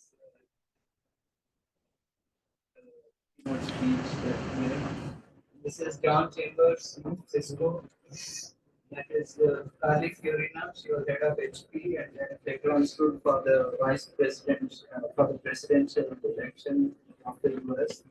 She didn't filtered out in the primaries. So this was pretty high caliber people getting involved in that. So he created that image. That was Steve Young. He was a famous baseball player. And still is alive. So and he was very popular in the San Francisco Bay. So just as when you saw Oscar in the TV ad, you got him. So the same principles are used in consumer marketing for brands. I use for this non-profit. So let's. Any questions so far? So celebrity endorsements kind of thing after the cost, right? These are done without cost because it was a non-profit. But yes, I mean I have to tell you a funny story. Back then when we were using the Oscar and the thumbs up ads, we approached Imran Khan. He was a famous cricketer also before he became practice. So at that time he was using rimless glasses. They were actually the polycarbonate glasses. So we went to Bandra, there is a Taj Lands End.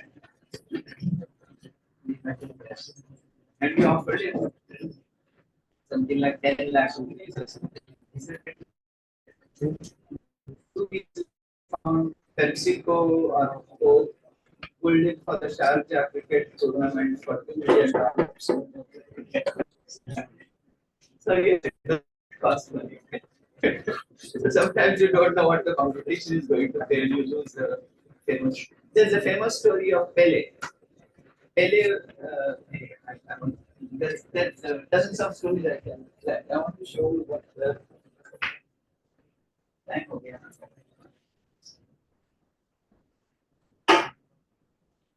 okay, so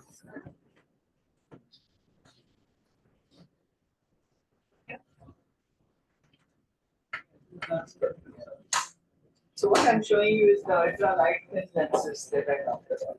We did what we call a mother-in-law set. So when you say quality glasses, what do you mean? You ask people randomly, what do you think? Whenever you wear glasses, what do you think? So like that. So some people said we want glasses that suit my face. I have a small face, relatively. So the glasses should be. LensCrafters presents a major breakthrough.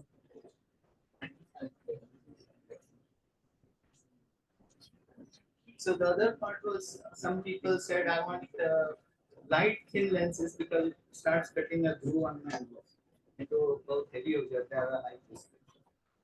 So anyway, so combine that into what is light. So we didn't control the frames; they came from the manufacturer, but we control the lenses. So we said let's make it light thin. So what is light as a feather? Thin as a feather also. So light thin lenses we call them featherweights. Today when you go and that created a worldwide revolution because today also if you buy glasses and go to an optician he'll ask you आपको Hindex lens चाहिए वो इतना light है इतना अच्छा है all that. Why? Because that's what the consumer demands and that material was the polycarbonate. We did research from the consumer what is light thin, what is good pair of glasses, came to the material that is the best.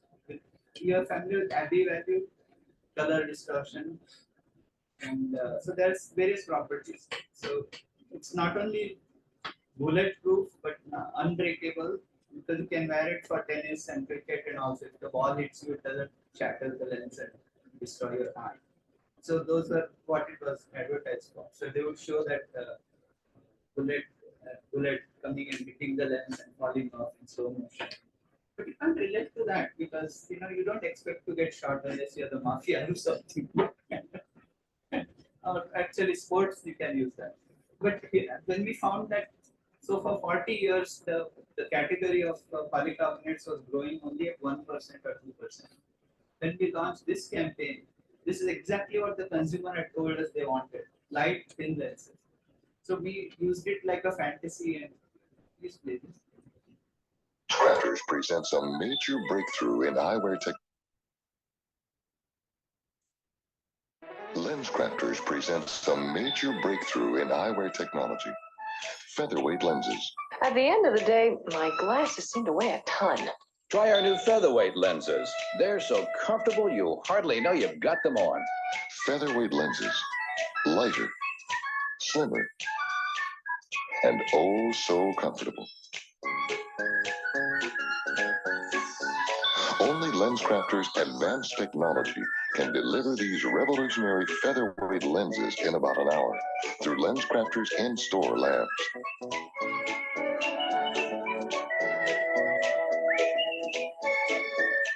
New featherweights in about an hour. 51 minutes, ma'am. Oh, they're so comfortable. New featherweights. I hardly know I've got them on. Available in about an hour only from LensCrafters at West Hampton Mall.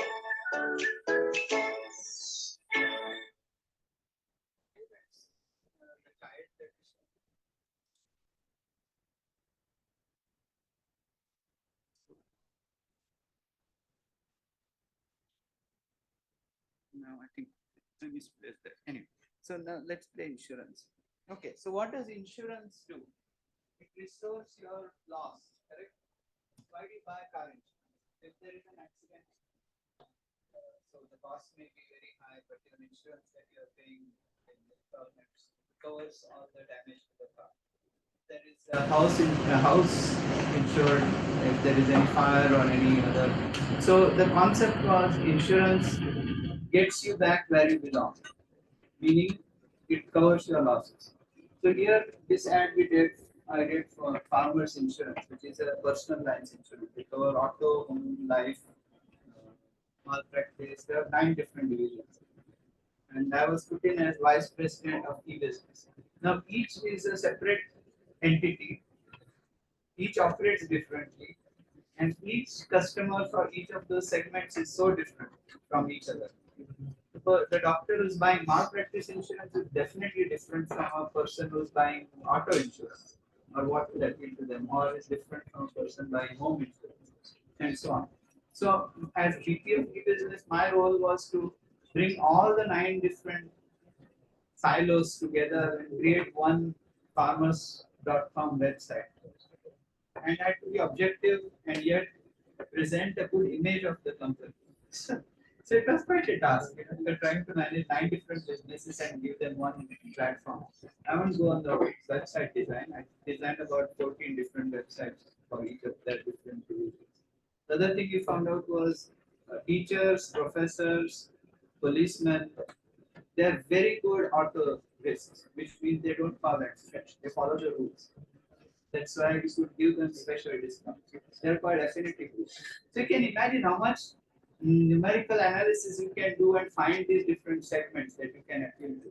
On the other hand, if a child, a young kid at age 21 causes an accident, their car insurance rates almost double. That's a warning to the parents. Don't give the car. You heard that recent incident, right? The young fellow did an accident here. I want to show that. Things in life can change like that. All that work, and it's gone. But Farmers Insurance can help you get things back to the way they once were. That's why everything we do, from the way policies are written to the way claims are handled, revolves around getting you back to that point. Isn't that what insurance is supposed to do? Hey, wires can short out. Toasters can catch fire. These things happen. But with Farmers, we can at least help get you back where you belong. So again, use the same elements. Psychological growth, their voice, visualization of your benefit. Even explains why your house may catch fire, like toasters and so on. So you have to make it very commonsensical and intuitive for a person seeing it to understand. Today, another ad of the car. Farmers.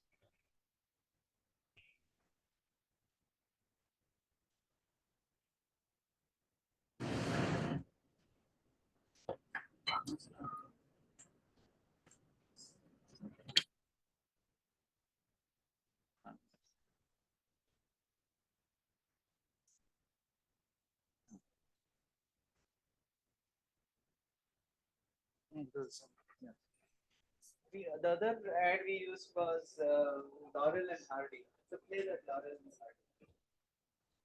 We all see Laurel and Hardy. My generation has. I don't know about yours. So in this ad, anyway, it's fun. If you ever find yourself in another fine mess, Farmers Insurance can help you get things back to the way they once were. Everything we do revolves around that. Isn't that what insurance is supposed to do? Farmers, get you back where you belong.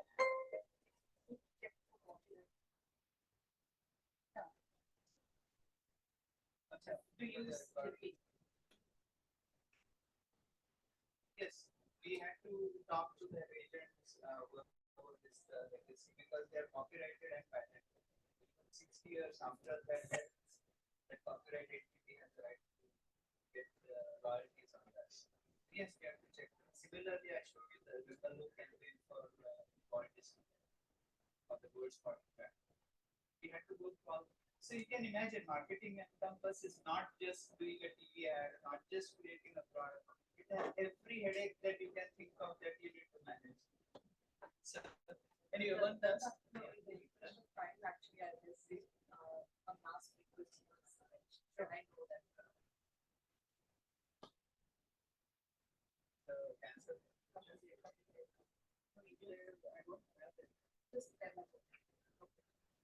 See, in 1980, India won the World Cup cricket, right? 83. And Kapil Dev was the Indian captain. I mean, he was a real fantastic cricketer, but he didn't know English very well. So we had to find a way, and he was willing to be in our TV ads. And so we said, okay, हम लोग को Palmolive का जवाब नहीं. So typical Punjabi style, you say Palmolive का जवाब नहीं, दा जवाब. And it became a hit. Why? Because people understand in India, ये पंजाबी है, but he's a very big celebrity. He's like the top cricketer, captain of the World Cup winner. So like that, when we used Palmolive ka jawab nahi, that was fantastic. It became an instant hit. If we had done it very traditionally, Palmolive ka jawab nahi, it would have been a very boring idea. It attracted attention. That was one of ad I was involved with. But another ad I was not involved with was Parle Gluco Biscuit. Because in traditional Hindi circles, they say biscuit. How na biscuit? So when you say Parle Gluco Biscuit, suddenly it registers. Because Parle Gluco Biscuit, say boring, normal language. So there are times when you purposely change the nuances. There is the whole area of music. See, look at all our 5 senses when you are developing a TV ad. You can Vajradanti. Do you remember the tune? Yeah. It's ingrained in our brains. How many other tunes do you know? Maggie. Yeah. So you can imagine there is visual, there is touch and feel, there is music, there is any of the 5 senses that you can drum up an interesting version stays in your mind. There was I can see clearly now. I don't know if we have seen that commercial. It was for anti-allergy medicine. There is a very famous song. I can see clearly now. It's the rainbow. But it's on YouTube. You'll find. I can go on another 3 hours lecture. But one last thing I want to show you. I came to India 3 years back with the objective at some personal matters to take care of property rights, etc. But what I realized is from entrepreneurship, I want to help because I helped launch Tycon, I helped launch so many other companies. Here, the other big issue is the health issues. MJPJ, Mahatma Jyotirao Phule Arogya Yojana, or the PMJ plan currently covers what they call cataclysmic events. So a sweeper, Jadwala, local, below poverty line patient, when he is seriously ill, he gets admitted to hospital, all his costs are covered. But the diagnostic tests are not covered. Now, if you don't cover diagnostic, the doctors can't give them medicines. Even in Sassoon, for example, there are pharma companies who are donating drugs for the poor. But the doctor doesn't know if he doesn't have diagnosis, kaun-sa dawa dega. So one of the initiatives Dr. Madhuri Kanikar did, she is the Vice Chancellor of MHS. MHS has now 622 colleges all in Maharashtra. Medical, pharma, dental, etc., etc. Any health issue, health sciences is under MHS. So we opened this lab in Shivajinagar next door to the Hardikar Hospital, Trivandrum University. This is a molecular genetic lab where we do tests for the below poverty line patients to cover some of their ailments. So it covers cancer, karyotyping, and blood disorders. Starting with these 3 broad areas, and then we'll take increase. So I'm trying to raise CSR funds for that. So now when I meet business people, they don't know what cancer is. They know they're fearful. They don't know what molecular tests is.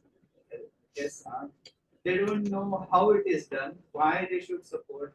So I created a small video using artificial intelligence, explaining molecular tests. And I recently got funding from MNGL, significant amount. Because, see, business people are business people. They are not scientists, they are not doctors. But you have to be able to explain something. So we talked about marketing, selling, advertising. I've shown you a lot of advertising. Selling, I'll show you the selling part.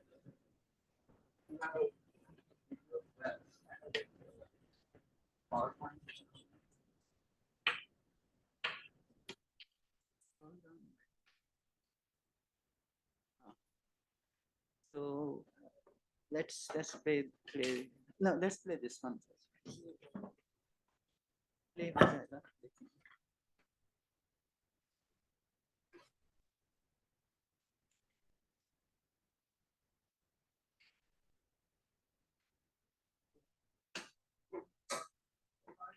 empowering doctors.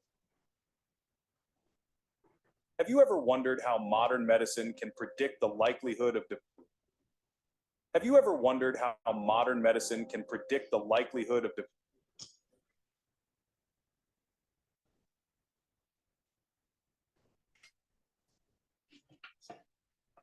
Have you ever wondered how modern med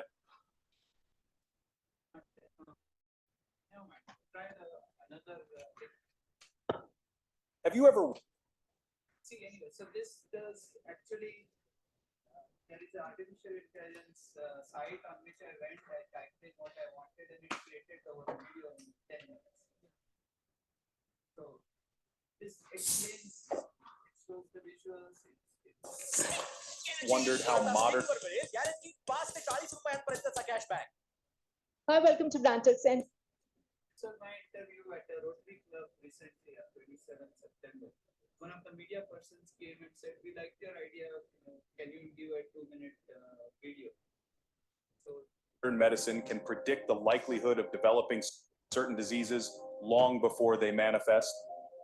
Welcome to the fascinating world of molecular genetic testing, a revolutionary tool that is reshaping our understanding and approach to healthcare.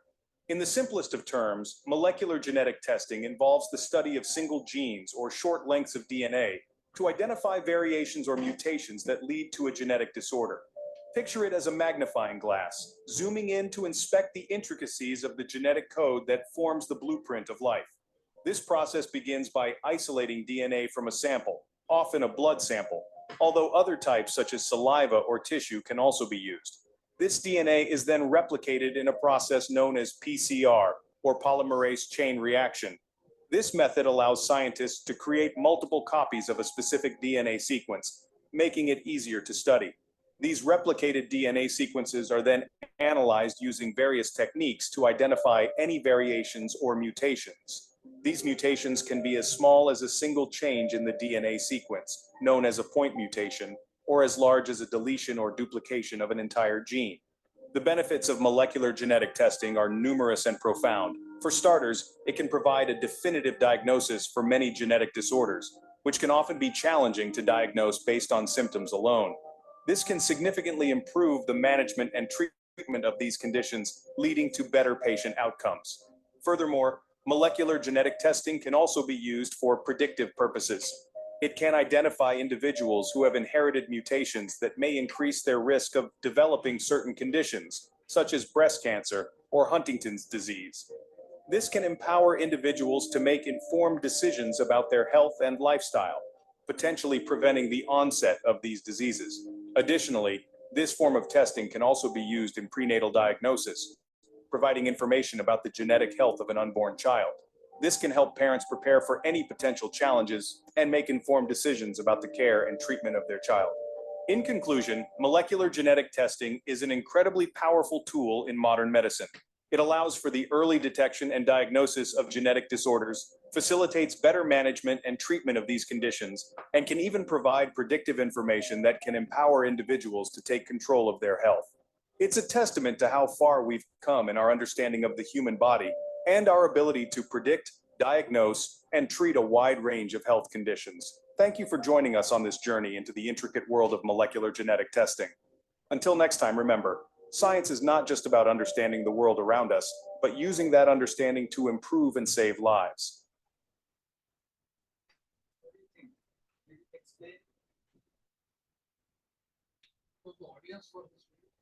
The board of directors who approve the CSR funds. And it can be used in any general sense because many times the audiences don't understand molecular genetics. And so even some doctors don't know. Outsource this job. The what? You outsource this job for something somebody expertise in outsource? No, I created it on in video AI. It's artificial intelligence that created this project. It's amazing what we can do today. One that the other thing that I'm speaking.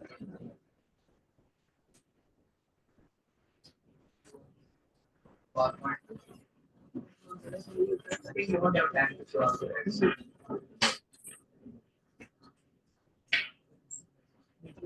So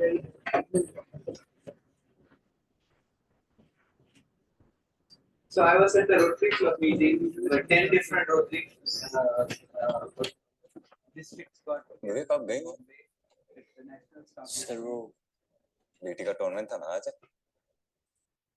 Hi, welcome to Blanchard's, and today we are delighted to have Mr. Datta with us, who's a marketing guru. It's a pleasure to have you with us, Mr. Datta. Thank you. He's the man behind those wonderful campaigns, Jungle Book and Palmolive, and more of these. Hi, I'm Datta Nadkarni. I initially in the early 80s, after a Bajaj MBA, I launched Jungle Book campaign for Gold Spot. Some of you may have collected those billas. Then the Man of the Series for Thumbs Up. Then the first Diet Cola in India, it was called Do It. Nike copied Just Do It 5 years later.